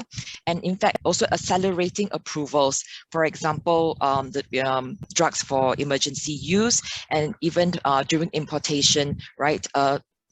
Green channels for custom clearance of certain essential items. Yeah. Thank you very much. Thank you. Fatima? Sure, yeah. Just complementing what Leonora and Doris have said, I thought Leonora's presentation just perfectly illustrated the criticality of the services that we in the transportation logistics industry provide. And Doris, fully agree with her points regarding, crew treatment and how this needs to be something that becomes institutionalized, if you will, moving forward. COVID is one thing, but other types of disruptions could happen in future. And I think there are a lot of learnings that we can use from this experience. Just remembering that, like in shipping, air cargo crew, that it poses a very different risk profile, and so it's important to protect them. There's a very human element to all of this, and yes, some restrictions are in place to protect them and protect communities, but it's very difficult, I think, to be doing the jobs that these people are doing, and to it's anyway, just to remember the human element of this. And so if protocols can be put in place that, yes, are protective, but also make life a bit more comfortable for these service providers, I think that would be very valuable indeed. So yeah, that's it from me. Okay, thank you. Well, what I'm hearing from everybody is that it would be useful for governments to work on developing some type of standardized regulatory procedures or protocols, which would help with ensuring that logistically goods can move in and out of different countries and different territories in the same manner, so they don't have to face different procedures in each location. And then also that protocols are developed for similar treatment of crews, whether they be seafarers or air transport crews, and that there be a human element introduced into these development of these regulatory protocols. Would you say that if such protocols were developed, would this be one of the major barriers that would assist in moving essential goods and the type of health products that Leonora has mentioned across borders? Or is there another type of policy you would also recommend? Doris?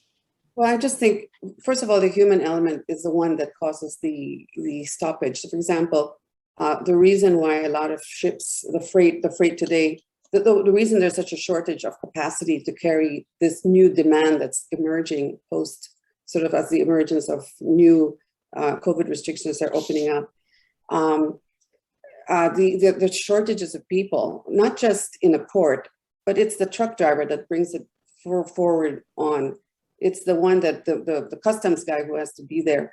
So all these elements of the human element is vital, because and when ships cannot discharge, cannot change crew in China, let's say, and has to divert to the Philippines, you've lost a whole week of capacity.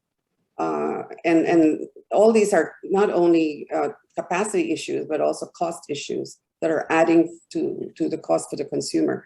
Or for example, between if a ship goes between China and India, the ship has to be at sea for 14 days quarantine before it can get to the other side. So the element of the human aspect is vital because it affects many, many things. It's much more complex than just changing the crew. It's also adding to cost, it's adding to capacity change, it's adding to all kinds of other issues. Well, that's an important way that we need to make these essential services, which many consider invisible because they work behind the scenes, but much more visible. And perhaps when we are faced with these serious serious shortages of goods for a holiday season, people will start to think more seriously about it. But I can also say, in a more positive note, before closing and before thanking all of the panelists, that there is an important development in the Asia-Pacific region I'd like to draw your attention to, and that is that APEC economies have actually acted this year to acknowledge the importance of the role of services in dealing with the health pandemic through adopting a statement on services to facilitate trade in essential goods. And this was part of the outcome of the ministerial declaration, APEC ministers responsible for trade at their meeting in June. So this declaration complements the one in the previous year in 2020, trade to facilitate movement of essential goods. And therefore now in the APEC region, these two are seen side by side, and essential services has been brought to the forefront in the same way as essential goods. And APEC will now be the one region which will craft an integrated and coherent response to the COVID pandemic that will include essential services. The group on services within APEC is going to carry out a nearly two-year project that on essential services, so that much more attention will highlight these in order to identify, examine their role, and develop a coherent policy framework. And I hope that all of you will be very much a part of this process within APEC, since your knowledge is invaluable in this regard. So would anyone like to make a closing remark, 1 minute before we close the panel? And leave us with any closing thought? Maybe I'll go first, since Doris spoke the previous time, but very quickly, you know, I hope the takeaway is, you know, people see what happens behind the scenes and realize that, you know, there are things we can put on paper, rules, protocols we can put in place, but it's really people that are doing these jobs, and we need to remember when we come up with these things to put ourselves in their shoes and think about whether that makes sense in terms of protecting them, but also, you know, whether it's something tolerable to be quarantined for a long period of time in another country, or you know, to have to wait for several hours in an uncomfortable location for a test result. It's, you know, all of these things you need to think about before we put things down on paper. So that's I think the one thing that I hope people will take away as we think about ways to keep services like this going. So thank you. Thanks very much. Leonora? Yeah, I'd like to say that logistics is actually a people business. Yeah, it's as fundamental as that. So yes, we have to really take care of the people who work in this sector, the people who work for our companies. And I think once we get that right, I think trade will continue to flow as long as logistics services, you know, is the engine behind it. Yeah. Perfect. Doris? Well, I'd like to thank the APEC Services Coalition for highlighting transportation, logistics, and shipping in particular, because as you said, it is really an invisible service. And the more that people understand what the service does for our lives and how the seafarers serve humanity, the more policies and regulations that come up will be with that appreciation and not and more compassionate as far as the view towards services like shipping and air cargo and courier services. We all expect it to be there. We want it to be there right now, and then we don't understand that it needs support. Thank you.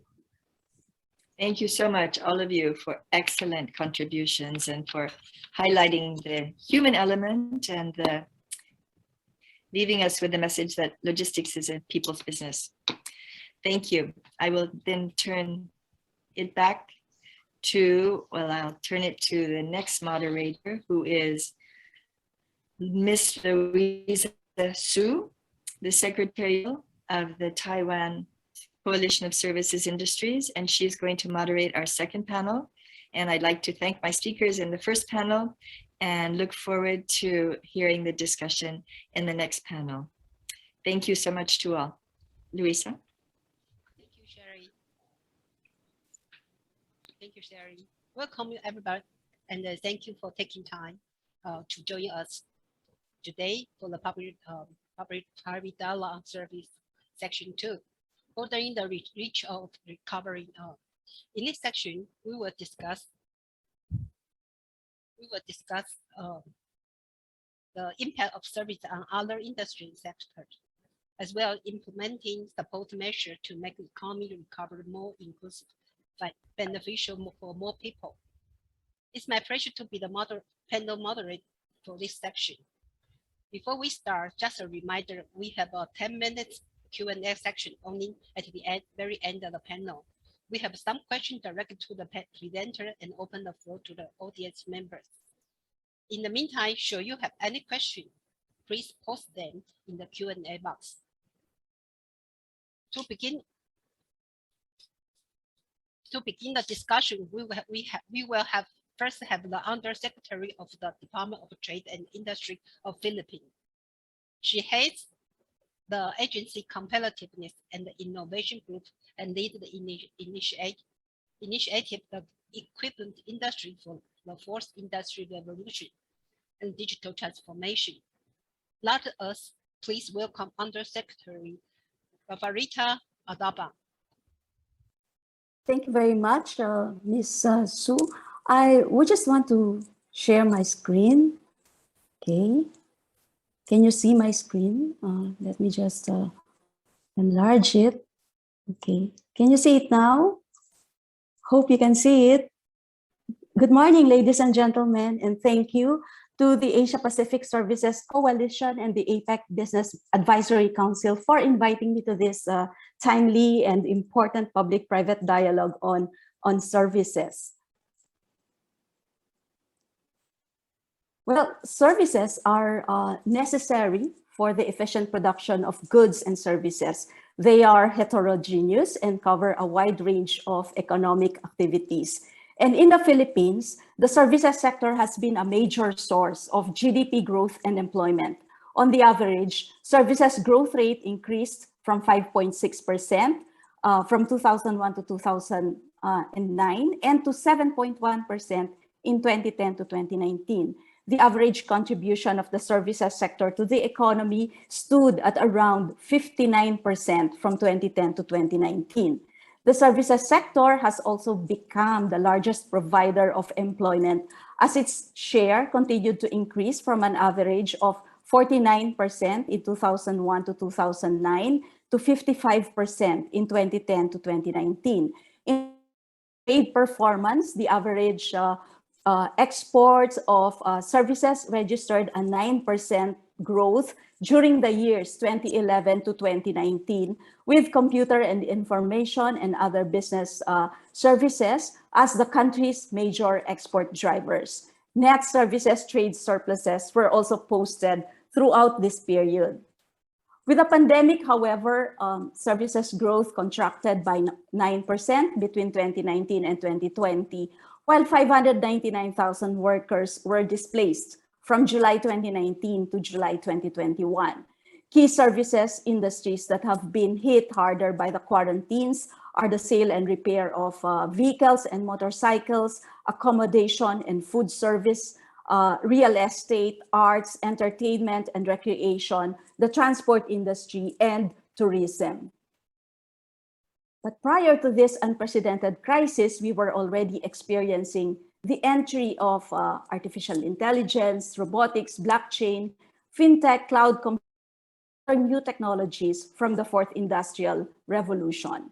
These technologies have been disrupting the traditional way of delivering services. The new business models of Netflix, Grab, or Uber, Spotify, and Airbnb challenged the incumbents. And so now more than ever, we realize the importance of adopting these new technologies. They have played a crucial role in keeping societies functional in times of quarantines or lockdowns. The pandemic has accelerated the use of technologies like digital payments, telehealth, and robotics. And the same technologies would be needed as we restart the economy and prepare for the post-crisis future.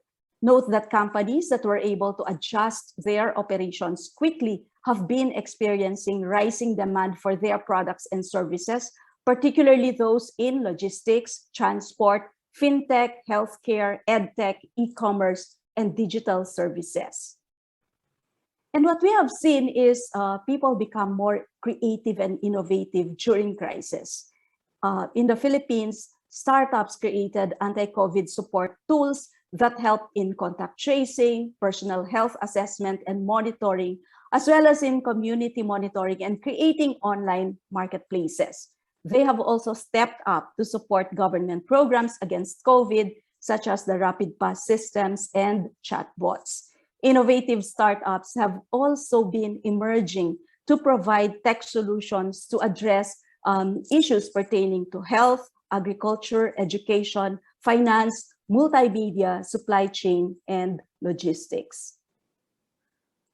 One of my favorite examples in the banking sector is Union Bank. Union Bank has been delivering innovation and digital initiatives to promote financial inclusion. They are the first 5G-powered bank in the country. Union Bank's I2I is an open finance platform to bring digital financial services to unbanked and underbanked individuals in financially underserved communities. I2I connects financial institutions and community-based financial services nationwide, including remittance centers. And during the pandemic, usage volumes of I2I rose by over 3,000% in the last 6 months of 2020. I2I's network also helped expedite the disbursement of the government's social amelioration funds to beneficiaries. The adoption of these new technologies can lead to an inclusive, resilient, and sustainable industrial development. And new technologies can result in the creation of new products and services, resulting in more quality jobs, higher incomes, emergence of new industries, and environmental goods. We were in the process of implementing our new industrial policy, which is known as Inclusive Innovation Industrial Strategy, when COVID-19 hit us. This new strategy focuses on innovation and aims to grow globally competitive and innovative industries by embracing Industry 4.0 technologies to create new products, services, and processes, close gaps in our domestic supply chain, and deepen our participation in global value chains. With the innovation focus, we are building regional inclusive innovation centers, or RICs, that would serve as platforms to link together our innovation and entrepreneurship ecosystem.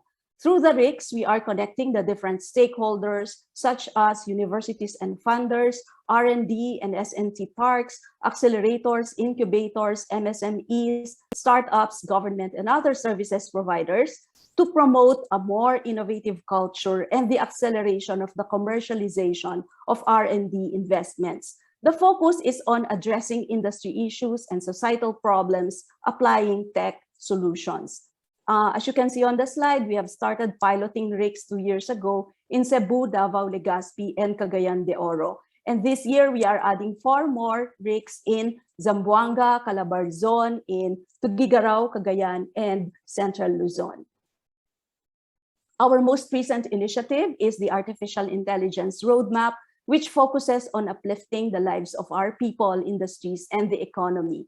By adopting AI, we can tap vast opportunities to help us maintain the regional and global competitiveness of our industries, prepare the future workforce for the jobs of the future, and attract large companies to set up in the Philippines. To accelerate innovation and MSME digitalization, one of the major recommendations of the roadmap is the building of a national center for AI research. The AI Center is going to be a public-private partnership and would serve as hub for data scientists and researchers to perform collaborative AI R&D, consultancy services, create AI tech products and services, conduct data literacy programs, and attract leading global firms to set up their R&D activities in the country.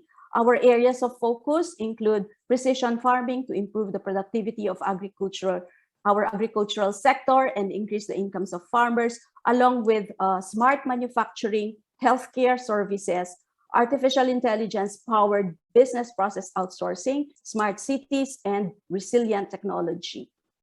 To COVID-proof and support our industry's survival and recovery, DTI is our department, that's Department of Trade and Industry, or DTI, is implementing also the following programs. I won't mention all, but just a few, to name a few. We have the COVID-19 assistance to restart enterprises, which is a financing facility to support MSMEs. The Control Biz provides e-commerce webinars to MSMEs to help them transform their businesses digitally. We also offer digital masterclasses through our YouTube channel. We also promote and carry out virtual trade fairs, and we also assist MSMEs set up their businesses online by connecting them with e-commerce platforms like Shopee and Lazada. So as we enter the post-pandemic future and as we craft our recovery and digital transformation of services, we know that there is no one-size-fits-all approach. So we have divided the sector into 3 groups. That's growth, acceleration, and recovery. Growth sectors are those which were able to survive the disruptions caused by the pandemic through the adoption of new technologies, and they would be needing strong support to help them pursue new growth opportunities. Examples would be the digital services and content, information and communication, along with financial and insurance. The acceleration group is made up of sectors that need to adapt their business operations to improve their delivery and meet demand opportunities. So this would be covering sectors like broadcast media, advertising, wholesale and retail, and real estate. The last group, this is the recovery group. These are the sectors that have not been allowed to physically operate and would need to redefine their value proposition, find alternative markets, business models, and revenue sources. So this would include mostly coming from the creative sector, so performing arts, visual arts, and museums.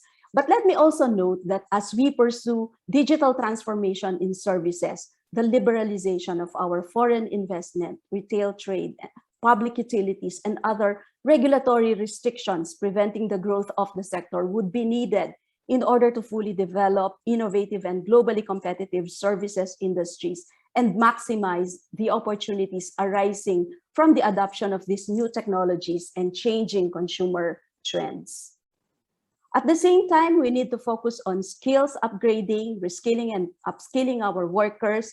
As most successful companies would say, digital transformation is only 10% technology and 9%.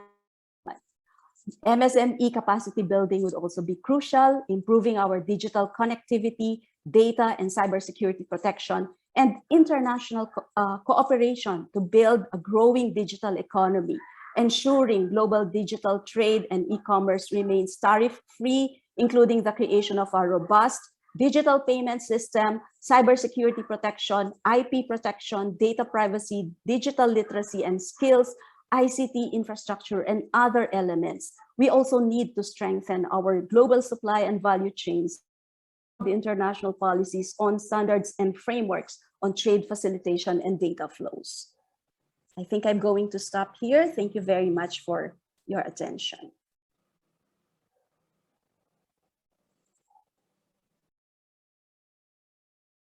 Hi, Luisa, you're on mute. Thank you very much for Undersecretary Fita. We learned a lot from your presentation regarding the service industry play a key role for Philippines, and also during the pandemic, there's a huge damage for the service industry, around minus 47.1%.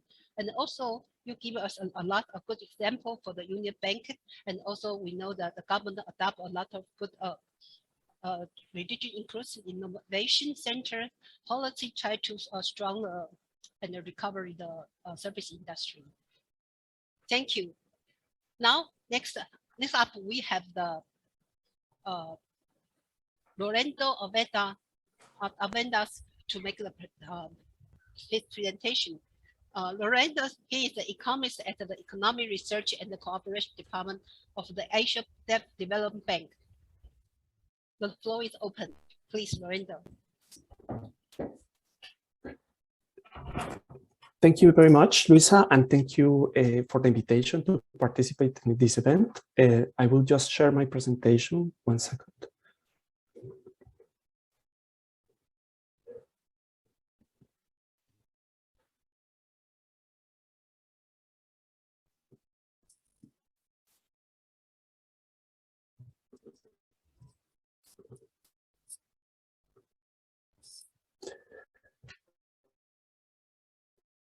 Presentation.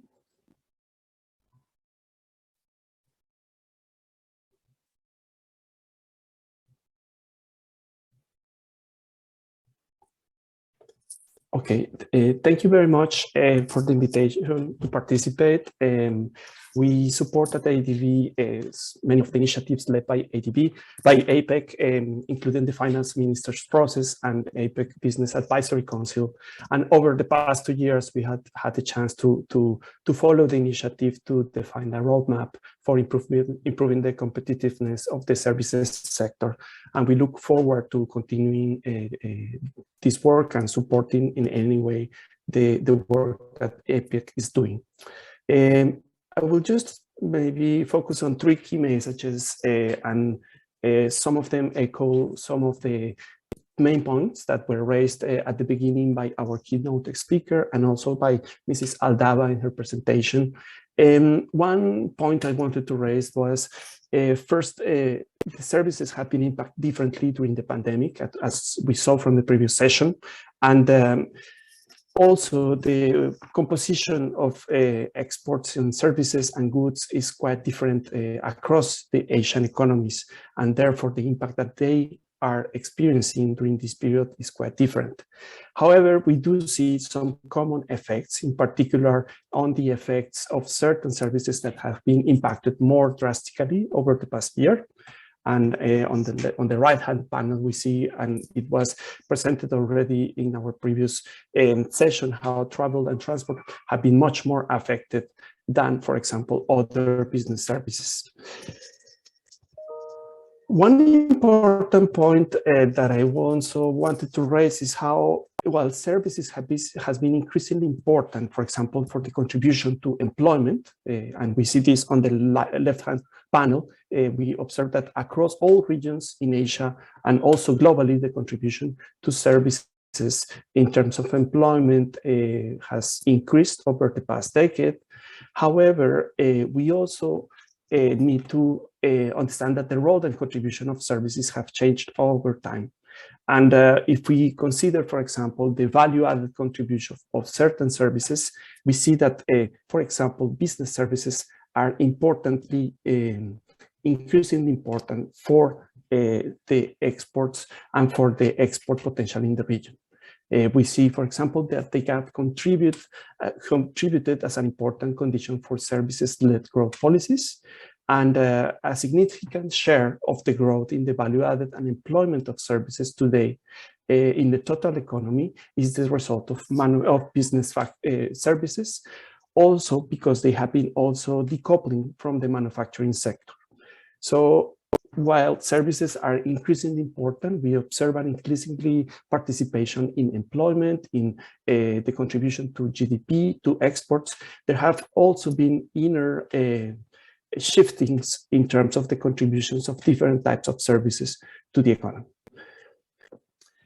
One important effect that it was mentioned in terms of the potential for economies to build on their services industries is on acquiring the necessary skills that are required. If we look, for example, at the share of digital services in services exports for the APEC members against an indicator of digital literacy that measures the ability, for example, to control or to manage ICT or to have access to digital tools, we see still that there is room for improvement. And empowering the digitally excluded segments of the economy and the population will be essential. This will require active policies, for example, improving the national academic programs, developing digitally focused initiatives for reskilling the labor force, and providing platforms for developing digital skills. We also, and it was mentioned already, we see that there continues to be an uneven basic digital infrastructure.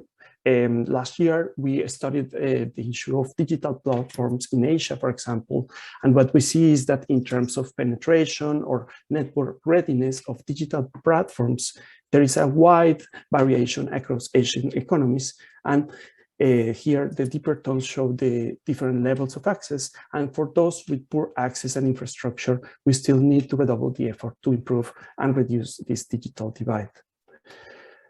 Finally, the last point I wanted to raise, and I think Mrs. Aldaba mentioned it in her presentation, is how FDI can be an important driver for fostering the services sectors, and in particular, those services that have been more resilient during the pandemic, which are digitally deliverable services. Most FDI in services in the Asia-Pacific region is concentrated on the mergers and acquisition mode of entry, which means that they are more market-seeking. And in the greenfield investments, we see less participation on services, which tend to have a larger effect on job creation, technologies, and skills transfer. This is why we think it's important also to look and consider the investment or direct investment on digital services firms as an important driver for the recovery. FDI in digital services has been relatively important during the crisis, and this is what we see in the lower panels compared to non-digital services. And we think that there can be some potential in the future for developing this. Finally, I will mention that if some governments have made efforts to make compatible their investment policy with their digital policies, more efforts could be made in terms of integrating the digital transformation into the investment policies, the investment initiatives that are being conducted already for many countries. I'll stop here and thank you very much for your attention. Thank you very much, Lorenzo. I'm appreciated you shared your activity in the service industry, especially you mentioned about the business service important in the service industry, and also you talk about the digital skill will become more important than before to foster the other service sector, and also the foreign direct investment drive the diversification into the service. And a lot of experience for your presentation. Now, next up, we are welcome the Ms. Arkansas. She is currently with the International Trade Center as a national project coordinator for the EU Erasmus Plus Philippines. The floor is open, please, Ms. Thank you, Luisa. Good morning to everyone. Thank you for having me here as a speaker for the public-private dialogue and services. Next slide, please.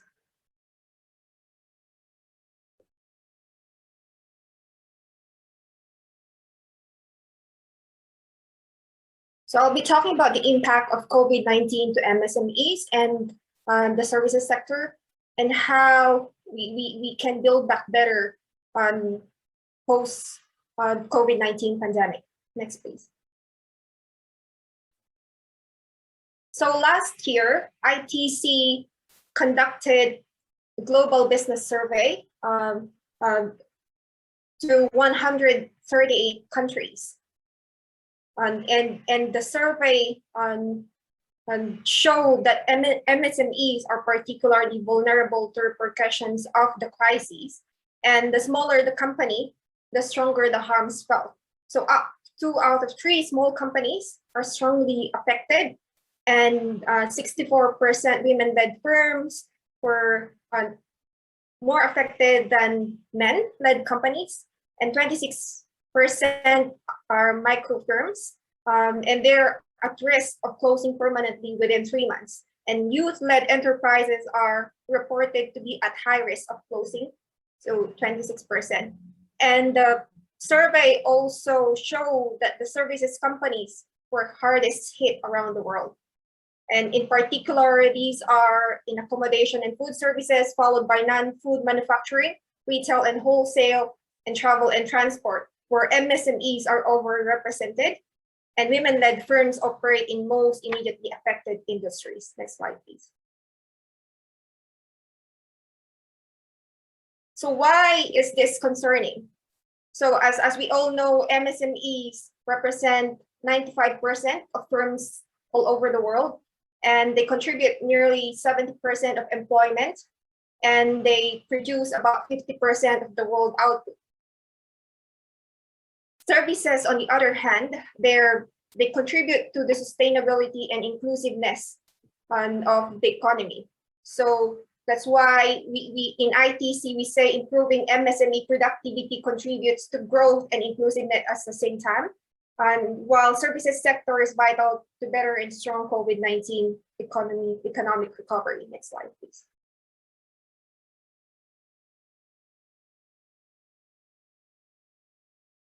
The global business survey that we conducted last year also showed that resilience matters.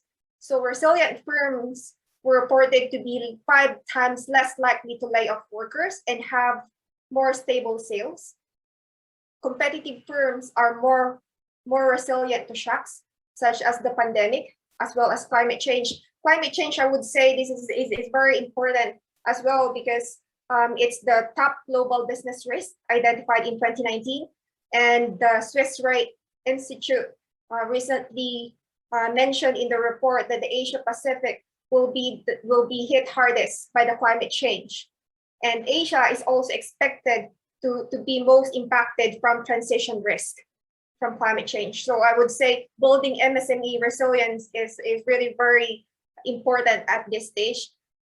Also here, the ITC SME Competitiveness Framework is a multi-dimensional analytical framework that ITC developed to assess the competitiveness of firms across 3 pillars: compete, connect, and change.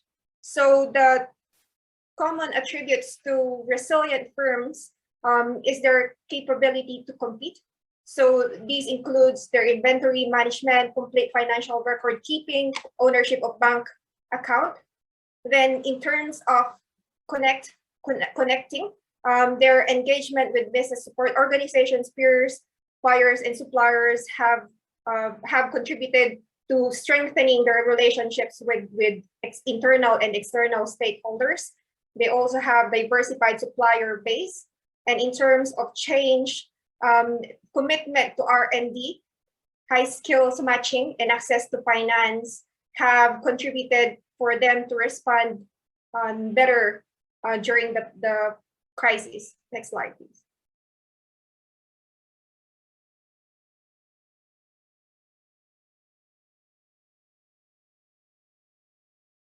So here, I also would like to highlight the importance of digital services in building MSME resilience and providing opportunities to companies. So ICT services kept MSMEs running amid COVID-19 introduced lockdowns. So it increases their efficiency, reduce cost, and provides new opportunities. So for instance, shifting or transitioning to telework, digital finance services, and e-commerce platforms have helped many companies, small companies around the world, to be able to run their business. And then new offerings, I would say, and this is my favorite, telemedicine or telehealth, because I can see Indonesia, Philippines, Singapore thriving in this area. Also, the digital services are providing online learning opportunities and has helped creative industries connect with audiences and consumers. Also, the digital services can promote sustainability and inclusiveness, and it can provide opportunities to startups and youth-led SMEs, which are the primary source of net creation in many countries and driving force of innovation and sustainability in the private sector. Next slide, please.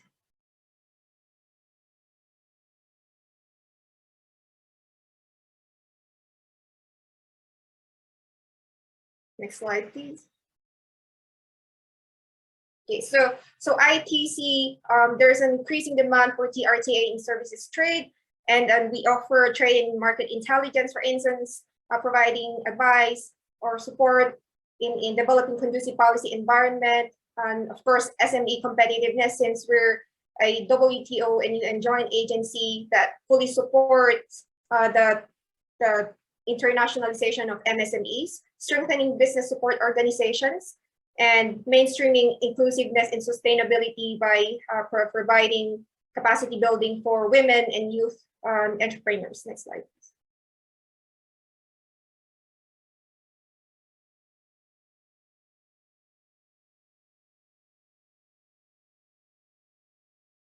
Yeah, just to conclude, so the COVID-19 has actually increased the urgency to take action for a services-led transformation. And it should be a key element of economic recovery strategy of economies. So to build back better, the new normal should be resilient, digital, inclusive, and sustainable. Yeah. So that ends my presentation. Thank you, Lisa. Thank you very much, Mace. Thank you to share your presentation regarding how to build the MSME resilience and opportunity, and also share the ITC assistance in service industry. Now, let us next to our speaker is Stephen Honey. She is the consultant from a Honey consultant company. Honey, Stephanie, please. Thank you very much for that kind introduction, and my compliments as well to APEC Philippines, especially Patrick Chua and the others involved in this great event. So I will just share my slides, if I could have the opportunity to do that. It says I can't share my screen while the other participant is sharing.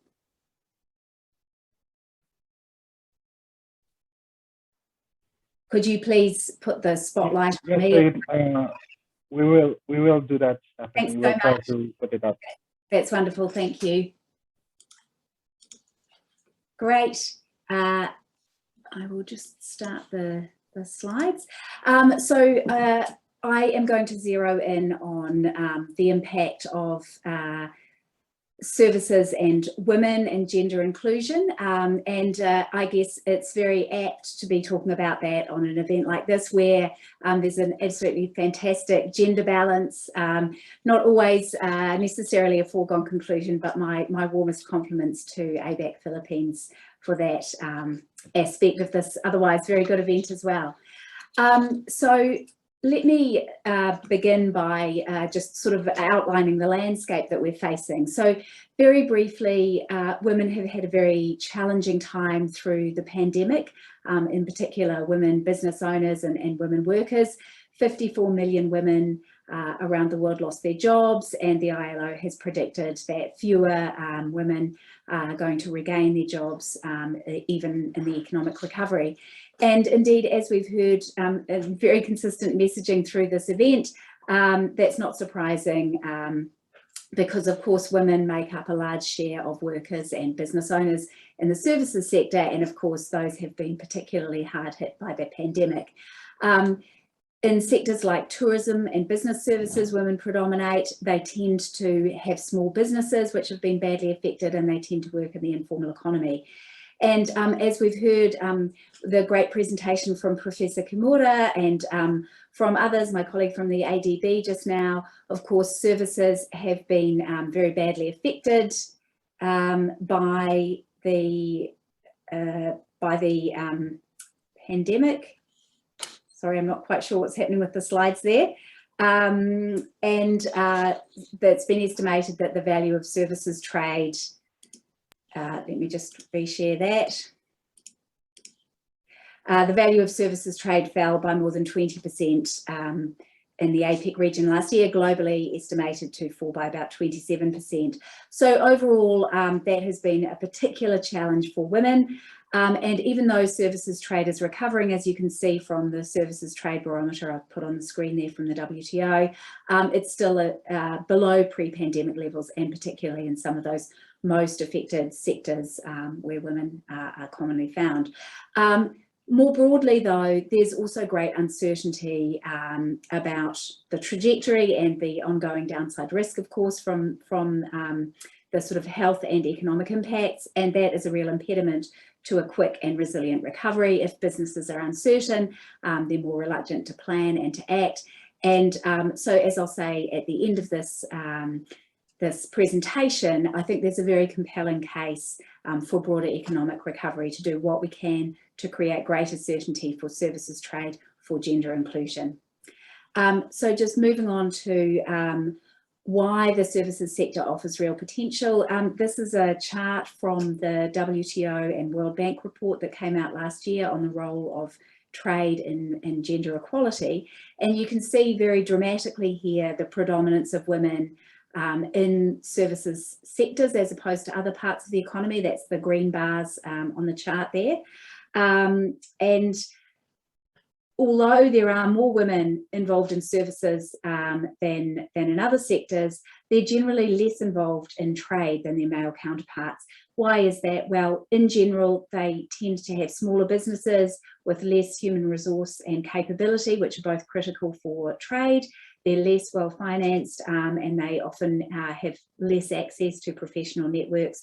And so this means that some of the typical trade challenges that these women-led small services businesses face are not just trade barriers to services trade, but there are also a number of sort of capability and domestic structural impediments to their success and structural biases in the operating environment.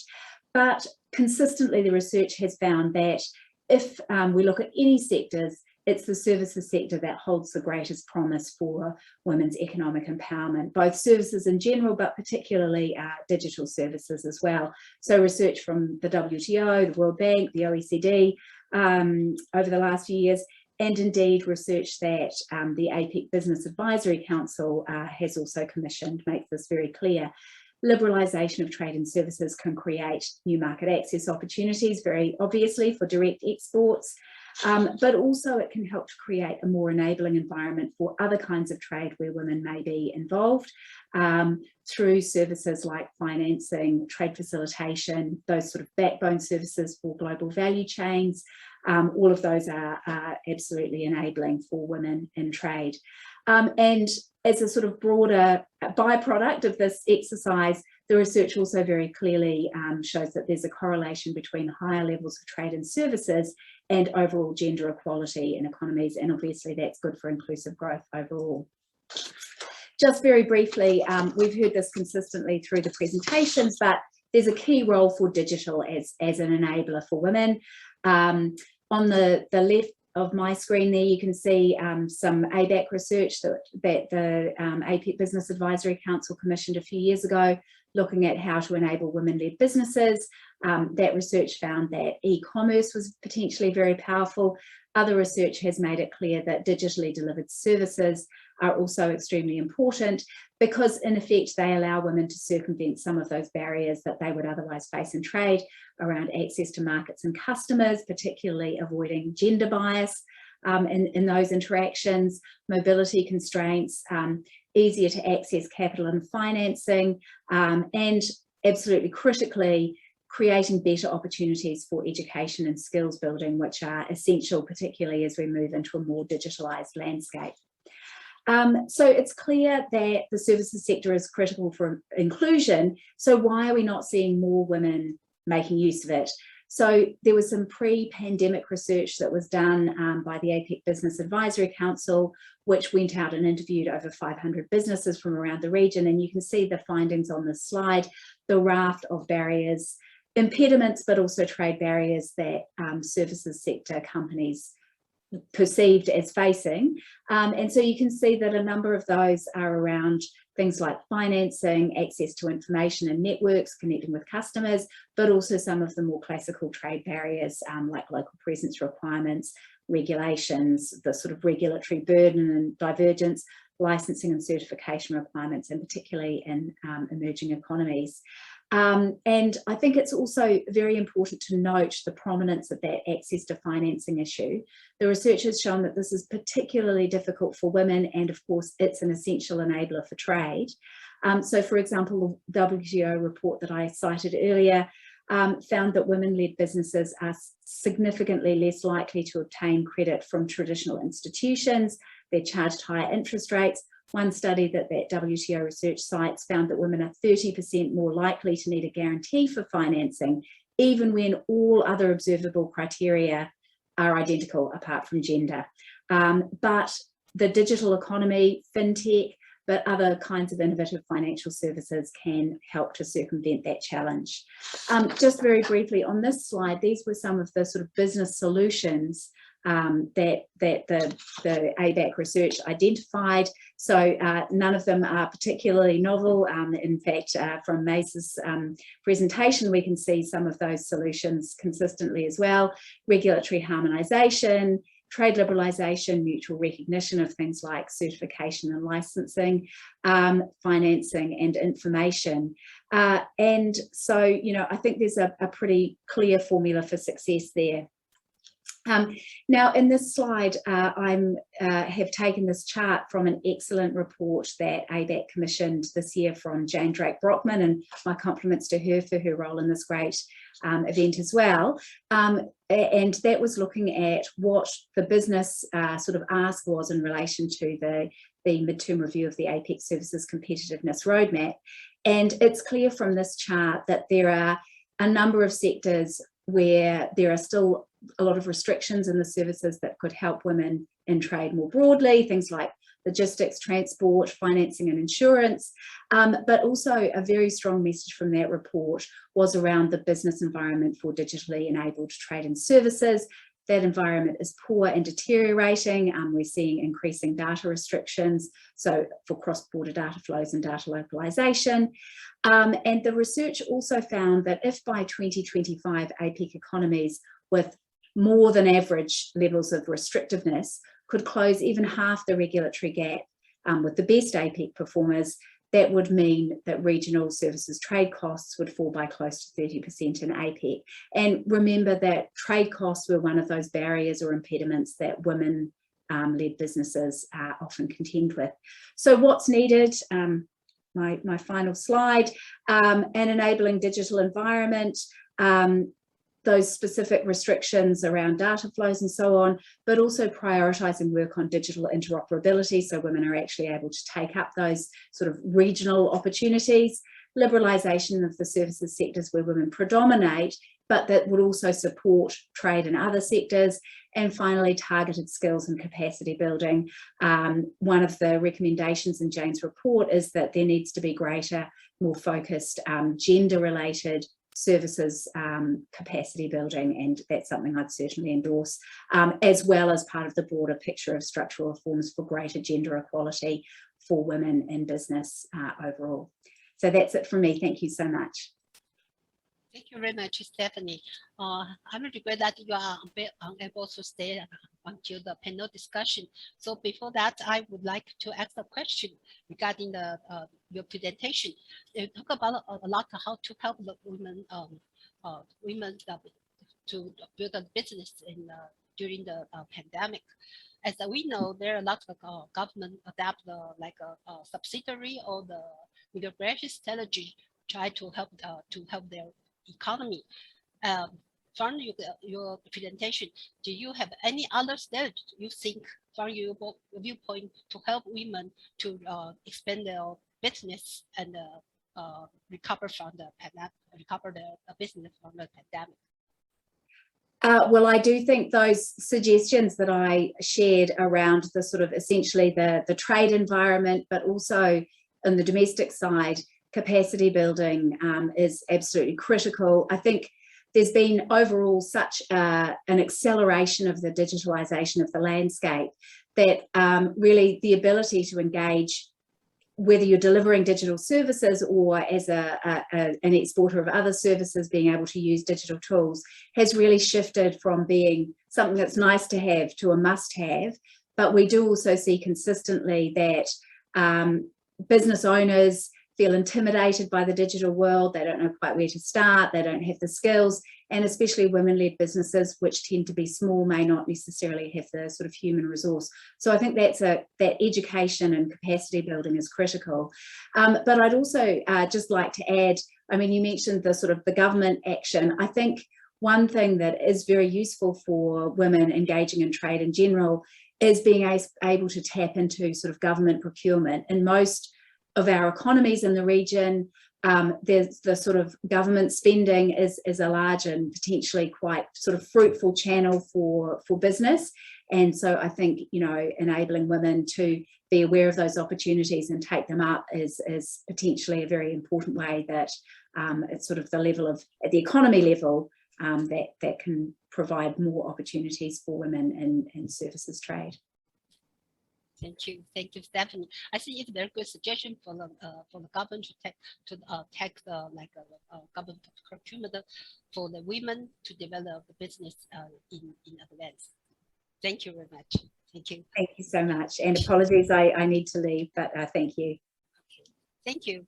Next to our speaker, we have the Frederick Levy, is the Chief Commercial Officer of GCash, the leading mobile wallet in the Philippines with 46 million plus registered user. Ready, please. The floor is open. Thank you for the kind invitation. It's a pleasure to join this event. Thank you, Patrick. It's really nice, and Jane for inviting us. GCash is very honored to be part of this event. Can we flash my slides? Thank you, Jonah. Next slide, please. Okay, so the tricky thing when you have a situation like this pandemic is some figures are unfortunately always hard to see, hard to read. And you can see basically on the left part of that slide that the Filipino livelihood has been drastically affected by the COVID. I will keep on coming back to the Filipino aspect because GCash is very consumer centric. At the end of the day, we are working for the consumer, for the people. So you can see this number, it's already established, and you probably see this number or similar number in other presentation. Situation has been quite complex, particularly for the poorest of the population. Particularly this session of lockdown, where suddenly we had to completely rethink our behavior.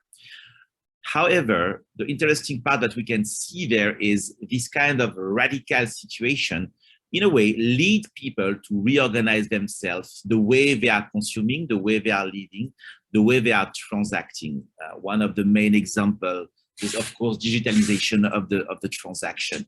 What used to be somehow as a nice to have became for a lot of people a must have. At some point, you cannot go out, you cannot use cash, and you still need to transact. Just one example among others. And GCash has been actually leading in that transformation all over the country. Next slide, please.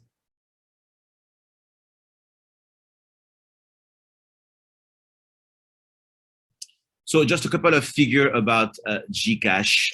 Roughly, we are at 48 million users in the Philippines. If my figures are correct, we are 60% of the adults in the Philippines have actually a GCash account.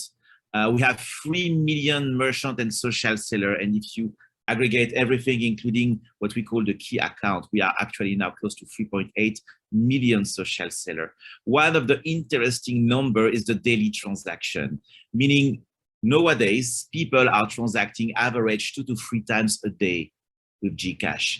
Interesting data that you don't necessarily see here.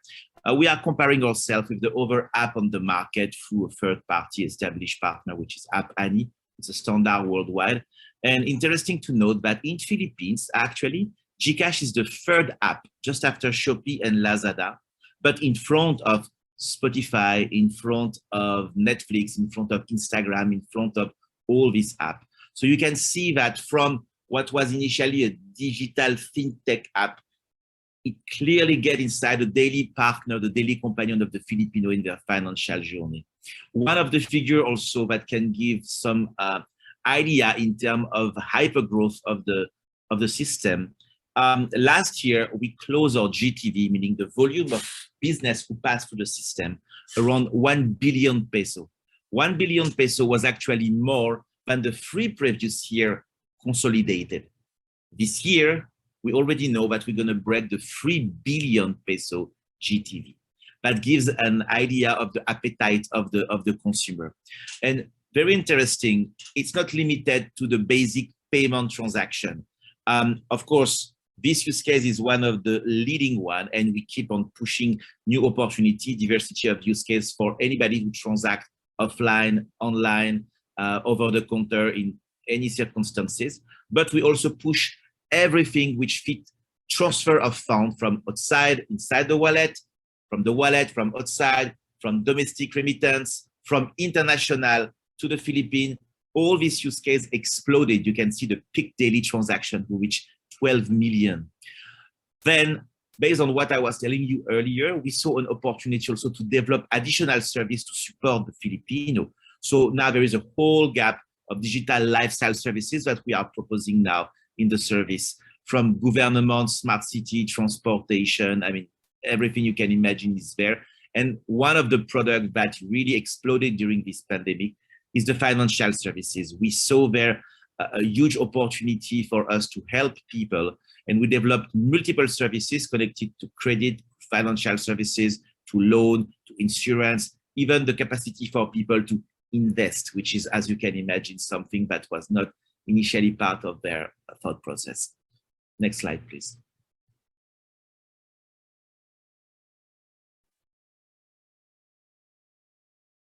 Next, please.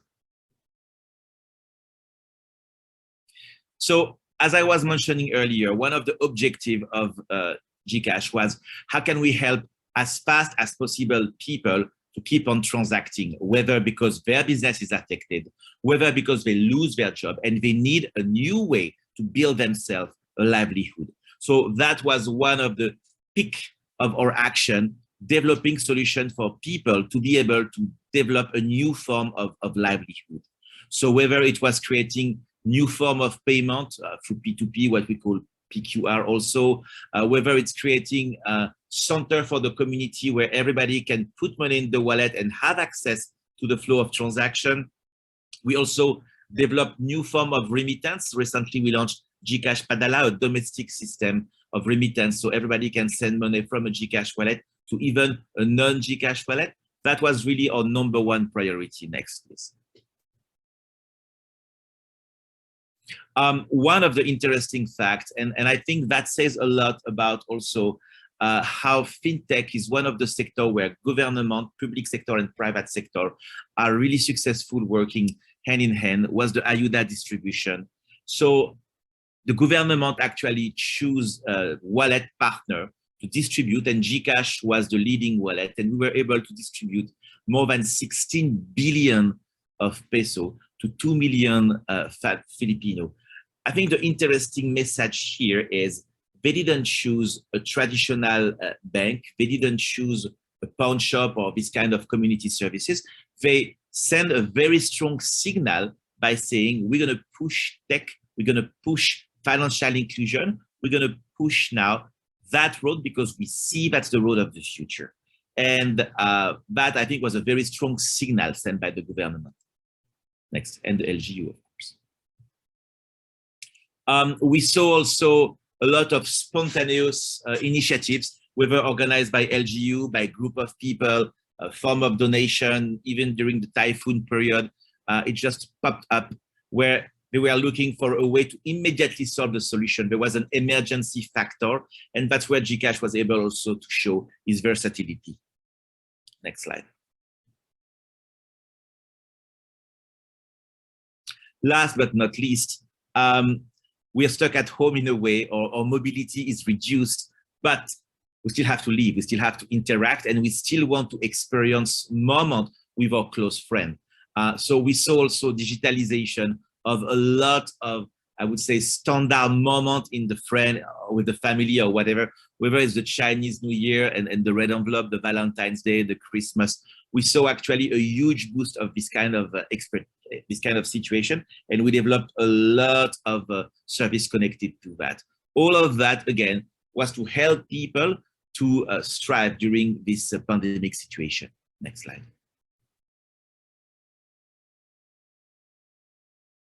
So it's still stuck in our mindset that at the end of the day, our main objective is to providing a finance solution for all. At some point, that's the reason why GCash exists. So recently, following what's happening, we saw a lot of initiatives coming, and we surf on it, build on top of it, whether it's about the wet market, the palenque, the toda, some riders. There is a lot, I mean, a lot of daily feedback coming sent to us of fishermen literally transacting on the beach with their fish and the consumer. We are now launching our own initiative around the Sari Sari store. The objective is to transform this Sari Sari in financial community hub. We call that GCash Po, GCash Pera Outlet. We have very, very high objective for next year on that one. One of the service was expected by a lot of people was the GCash Padala. So we decided to provide the cheapest service of the market in terms of domestic remittance, which was deliberately a service we wanted to provide to everyone. And on top of that, we saw an opportunity to keep on motivating people to push forward and jiparin. It was important for us that we are not only here to provide financial solution, but also to support the spirit and the mindset of everyone in these hard times. Next slide. So how to know what will be the new normal, how to imagine where are we going? What we see for sure is the retention is very important, meaning some people adopt GCash, whatever is the reason, including maybe the lockdown, but we see that the retention is extremely high. So we saw that it could be the opportunity of a technological leapfrog, where people, once they adapt it, they stick to it. They will not leave it again. At least that's the way we are reading our data and our experience. Now, if we have to select 3 key pillars about the learning and the lesson of the pandemic, I would say first is accessibility.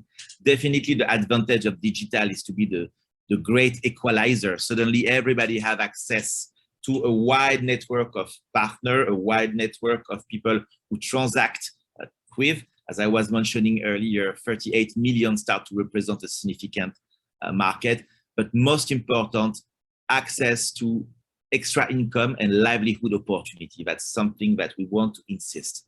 The second point is education. At some point, financial inclusion is good, as long as people are aware on how they can take advantage of financial inclusion, how it can change their life, how it can bring them plus, which is why financial literacy is a key thing for us. We developed a program with LGU or with the government to educate people, to help them, explain to them how to save, how to grow, how to protect their wealth. And this is the reason why all these products, GSave, GInvest, GInsert, GCredit, etc., are on the market. We are planning to launch more and more products with very, very strong flexibility. And last but not least, the pervasiveness. So the idea is the only way for us collectively to build something new is to do it together. So we need to move from a simple financial inclusion for all to all together building this financial inclusion, meaning at some point, we valued collaboration more than competition. The situation is expected that from us. So our position is definitely to provide a platform, and encourage every player to join us, whether it's a public partner or a private partner, and helps everyone, helps all the fellow Filipino to build a new normal. Thank you.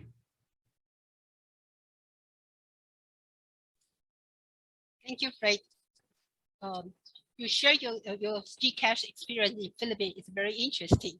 And now let us go back on the virtual floor. Under Secretary Adaba, Lorenzo, Mes, and Fred.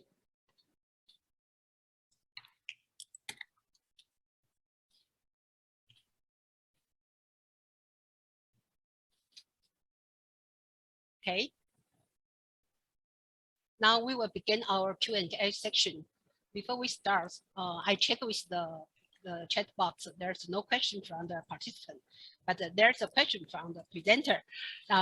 As I asked Stephanie regarding the subsidiary and the migrants from the government during the pandemic, and just from your viewpoint, do you have any suggestion or to the government that they can adopt to quick expand and recovering the service industry? And each speaker who would like to be the first, I think that Dr. Adaba.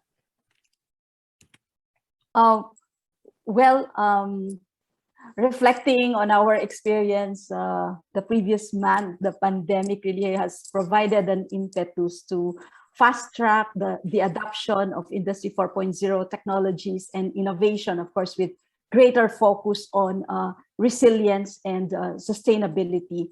And in the post-pandemic landscape, we all know, I think we all agree that new technologies will play a crucial role in ensuring survival of more companies and organizations, shortening the adaptation and recovery phase of businesses and organizations, and helping them resume normal operations as possible, and providing platforms to develop new, more resilient products, processes, systems, and operations in the medium to long term.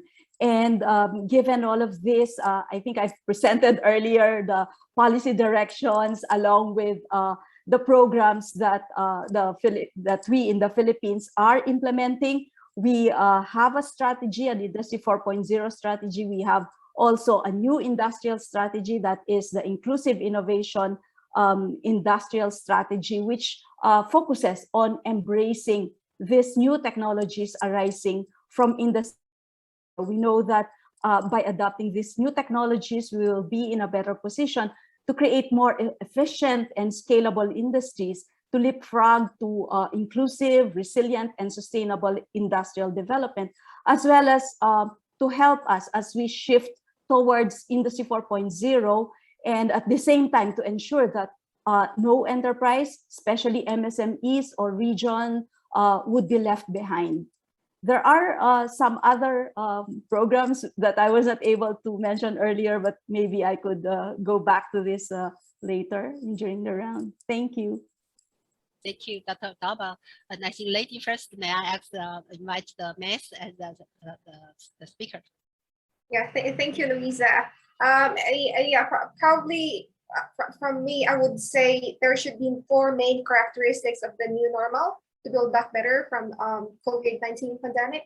So first is to build resilience to change and unexpected shocks for MSMEs. That's one.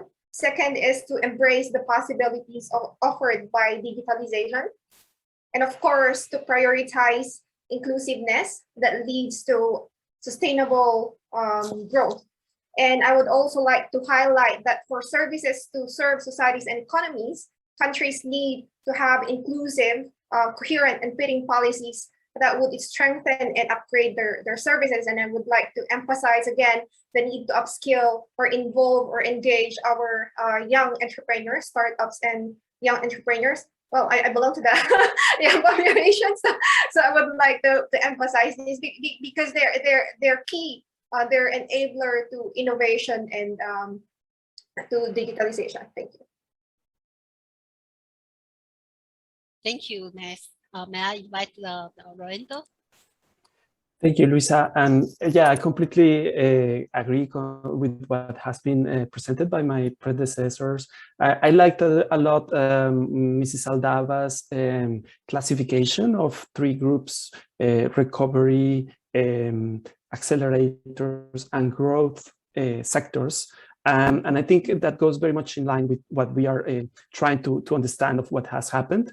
So digitalization is not going back. There is highly digitalized services that will probably continue this way.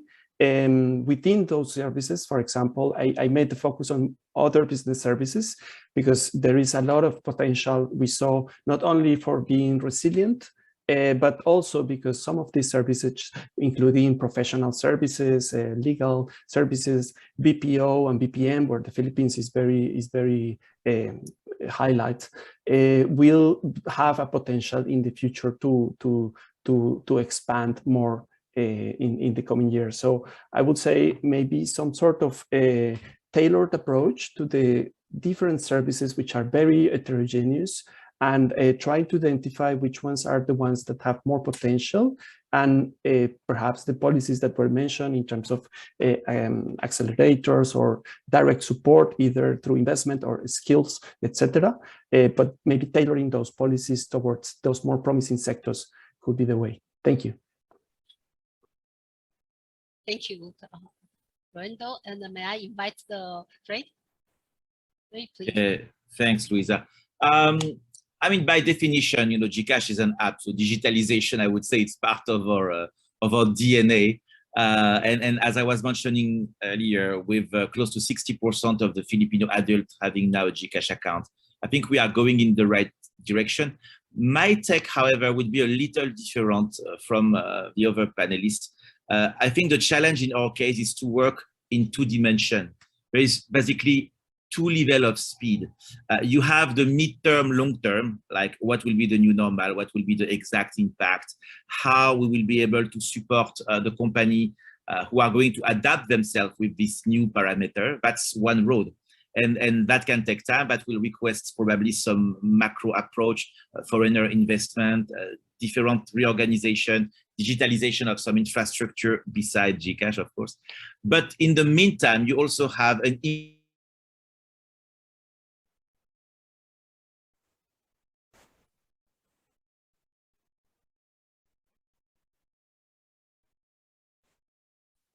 having 600,000 social seller. Now we are flirting with 4 million social seller in just what, 9 months, 1 year.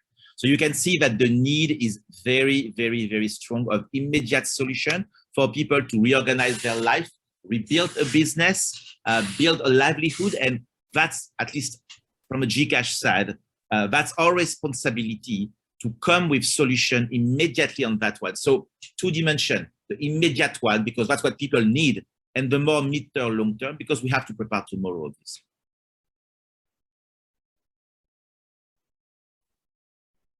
Thank you, Freddie. Thank you very much. We know from the end of the 2019 until up to now, the pandemic damaged the service industry a lot. Even in my country, we start have the like a touchless business model, or like the non-touch economy. So it's like a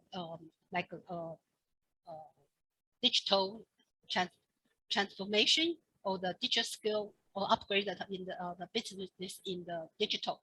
It's very important.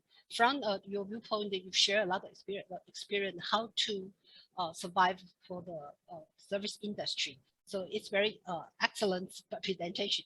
And before we end our section, each speaker may have 30 seconds to conclude your presentation. Please, would you like to conclude your presentation? Thank you.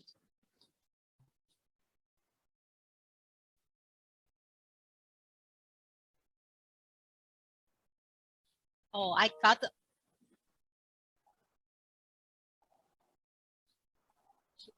I think Dr. Adaba, would you like to conclude your presentation? with that. Oh, okay. Maybe I would just emphasize that, well, apart from the subsidies and fiscal transfers that government is currently providing, we are also helping local government units in various parts of the country, especially as they are focusing on creating new industries and strengthening the creative industries as a major component of their economic recovery strategies. These creative industries are actually combining culture, technology, and business as they build and promote their own industry. So we are supporting the crafting of Creative Cities Playbook, as well as training local government officials who will be implementing this Creative Cities Playbooks. There is a lot of opportunity in the creative industries, and this is a vital sector for the Philippines, and hence, apart from the IT BPM sector, this is another growth area that Philippines is targeting. Thank you. May I invite May? May I invite May to make the conclusion? Thanks, Teresa. Yeah, since I've also mentioned what I wanted to say, probably just to end my presentation, to say that the COVID-19 pandemic actually highlighted or calls for cooperation, international cooperation, cooperation with all the relevant stakeholders in the society, and probably just to highlight that there's a need to involve business support organizations, because the government won't be able to do all the work to build the resilience of MSME. So we need to involve the business support organizations that will be able to help everyone cope and be able to build to recover from the pandemic. Thank you. Thank you. May I invite Lorenzo? Thank you. And perhaps one final point, just in terms of the regulatory convergence that we have been discussing. And I think APEC's effort to kind of have a more horizontal approach and involve services is a very multi-sectorial sector, and these efforts to find these bridges with other sectors that are directly involved or with other agencies. I mentioned, for example, the investment frameworks and the relationship with the development of digital services, but this can expand to many areas, to education, to health, etc. So that kind of horizontal approach, which is difficult to implement, but is very important, I think, for integrating services also in the national development plan. Thank you. Thank you, Lorenzo. Fred, please. Yeah, just a thought in general that this is hard times. It's kind of complex for everyone. And as I started with very bad number, and everybody has also very negative figures in general, it's kind of a hit in the morale. But we have also to see the good side of all of that. Maybe when you are in the middle of the storm, it's hard. But I know that, for example, from a GCash perspective, a lot of things, a lot of partnership, not necessarily only public-private, but private-private or any type of initiative are fast-tracked in an insane speed. It goes much quicker than we could have imagined. I wouldn't say that's a good consequences of what's happening, but clearly this kick at some point is also going to give some very valuable benefit. I mean, everybody is aware of the BSP objective not so long ago, who was to reach 20% of digital transaction in 2020. We are already much beyond that. And now the target, if I remember correctly, is 50% from 2025. Who would have thought that 3 or 4 years ago? No one. So yes, it's hard. Yes, it's tough. Yes, there is a kind of unknown aspect of what's coming, but we'll get out of that with some also very, very valuable change, I think. Thank you. Thank you very much. Thank you for the source. We make such excellent presentation. Thank you, Undersecretary Adoba, Lorenzo, yes, Stephanie, and Fred. Thank you very much. I'm afraid that this is very old time we got for this very interesting section. We certainly have a lot of progress and consider with just the first day of our PPD. And what better way to cap this than our next speaker? It's my honor to call on the APEC Philippines Senior Official and the Undersecretary of the Department of Foreign Affairs. Ladies and gentlemen, to give us the closing remark, Ambassador Ipalagiria. Please welcome the Ambassador Ipalagiria. Yes, thank you so much for the kind introduction, Madam Luisa Su. Good morning from Manila. Good morning, colleagues and distinguished speakers and resource persons. I have to confess that trade in services is very close to my heart. During my posting at the Philippine Permanent Mission in Geneva in the 1990s, that was a long time ago, that was my first foreign posting. I was designated as the lead negotiator for the Philippines for the new areas during the Uruguay round of negotiations in the GATT then at that time, including, of course, the new area of trade in services. And I guess I was fortunate to be invited by the chair of the negotiating group on trade in services to be part of the small group of about 20 delegations, 20 negotiators to draft the General Agreement on Trade in Services, or GATS. We would work every day, sometimes even during weekends, during crunch time, for about 2 or 3 years, drafting the GATS, until, of course, the draft was adopted and the GATS, the General Agreement on Trade in Services, has become part of the 30 or so agreements in the World Trade Organization, or WTO. Fast forward today, I'm glad that trade in services is now recognized as a major component of global trade. The conversation has definitely broadened to areas that we did not envision before when we were negotiating the GATS. And of course, the GATS, the General Agreement on Trade in Services, remains relevant as a framework of disciplines in the WTO governing trade in services. Today, services have been the fastest growing sector of international trade. Exports of services have grown at 3 times the rate of exports of goods in the past decade, despite being only one-fifth of total global trade. However, this exponential growth has been severely disrupted, as the speakers have mentioned earlier, and set back services sectors across the globe, and particularly in developing economies. This sector has been heavily affected by the COVID-19 pandemic and the ensuing economic crisis. But the silver lining is that the crisis has forced us to look to services as critical to sustaining economic activity amid the challenges of the pandemic economy. Because of the impact on economy-wide productivity and trade performance of developing economies, services trade and services policies will be critical to economic recovery and development strategies in a post-pandemic environment. In July, APEC leaders renewed a commitment to working together to facilitate the flow of services, especially those that most support our health and economic response at this critical time. Our distinguished resource persons today have stressed that an innovative, resilient, and inclusive services sector enables developing economies like the Philippines to rapidly build back better in the aftermath of COVID-19.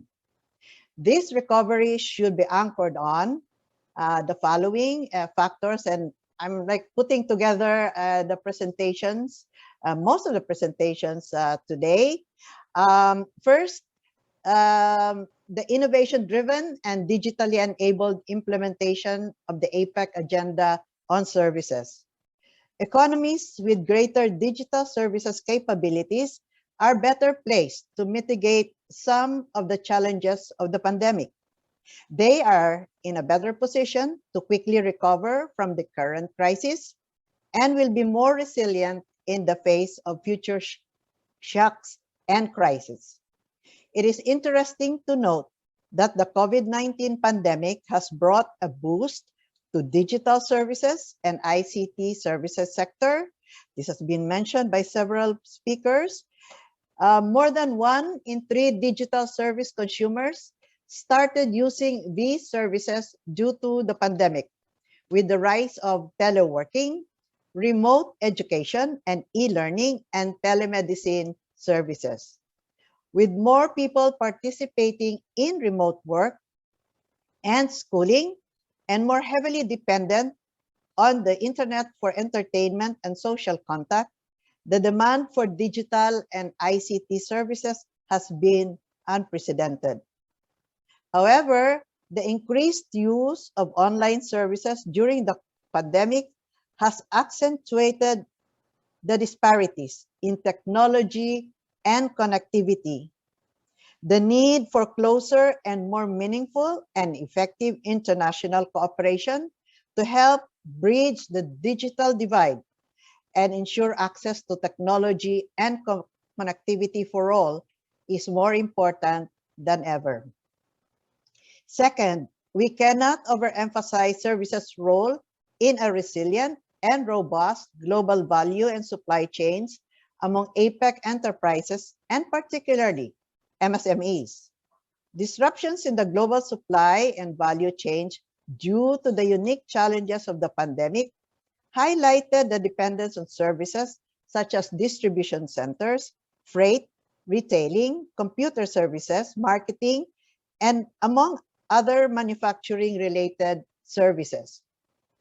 APEC played a key role in leading the policy discourse on manufacturing-related services in supply and value chains. This year's APEC Services Competitiveness Report cited the ongoing certification, and I quote, certification of the manufacturing sector, and stressed that further liberalization as well as stronger policy support and targeted interventions for enterprises, particularly MSMEs, engaged in manufacturing-related services could propel manufacturers to become more competitive and innovative.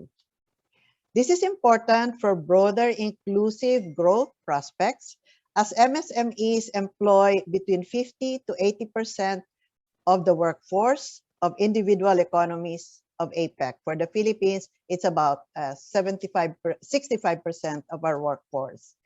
Third, increased access to expanded and universal health care for our people is a priority. The hard lesson of the COVID-19 pandemic is that a global health crisis inexorably leads to a global economic crisis. The health services sector has arguably garnered the most attention and in some cases scrutiny throughout the COVID-19 global pandemic, ensuring that our health services sector and healthcare institutions are stable, resilient, responsive in a global or regional health shocks is absolutely indispensable. As a practical matter, domestic healthcare providers and professionals need unfettered access to critical medical goods such as medical devices, protective equipment, pharmaceuticals, and other products to ensure the appropriate care for and protection of national populations. Much work has already been done at the World Health Organization, at the WTO, at the G20, and other forums to ease export restrictions on such essential medical goods. And APEC can certainly translate this work into concrete action. At some point, we need to dive deeper into the conversation on facilitating long-term cross-border trade in services, in the health sector, including the movement of healthcare professionals where they are in short supply, such as nurses, nursing aides, physicians, pharmacists, and other related services. Managed properly and with appropriate safety nets to prevent the so-called brain drain, this could be a potential win-win for developed and developing economies. Indeed, our forum today has been very useful and instructive. I convey my thanks and appreciation to the Asia Pacific Services Coalition, APSC, and the APEC Business Advisory Council, ABAC, joined by ABAC Philippines and Globe Telecoms, together with the Institute for International Trade at the University of Adelaide and the Australian Department of Foreign Affairs and Trade, for our very fruitful and productive discussions today. We truly appreciate our forum today. On this very challenging APEC year, we have shown that we can manage to maintain a level of ambition, no retreat in our work in APEC, and fulfill the work we have set ourselves. With utmost gratitude to the able shepherding work of our host this year, New Zealand. We join, work, grow together. We are better together. Thank you, everyone, and mabuhay. Thank you very much, Undersecretary Iparraguirre. Indeed, what a way to end our day one. Yes, this is just the first day. We have our part 2 tomorrow, 8 p.m. to 10:30 p.m. Manila time. So please join us again. And you can still share with your members and colleagues to help us reach more for our PPD. So once again, thank you to all our honored guests. We look forward to continuing the engagement. Thank you also to ABAC Philippines, Philippine Services Coalition, and Globe Telecom for hosting us virtually.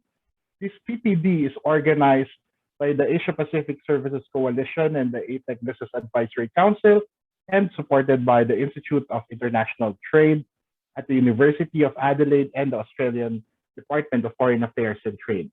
And of course, thank you very much to all our participants around the world. We hope you had an interesting and valuable takeaways from our sessions. And as you exit our webinar, please do accomplish the feedback form you will receive to help us give us tips on what to do next and how to do it better. Once again, thank you and see you all tomorrow.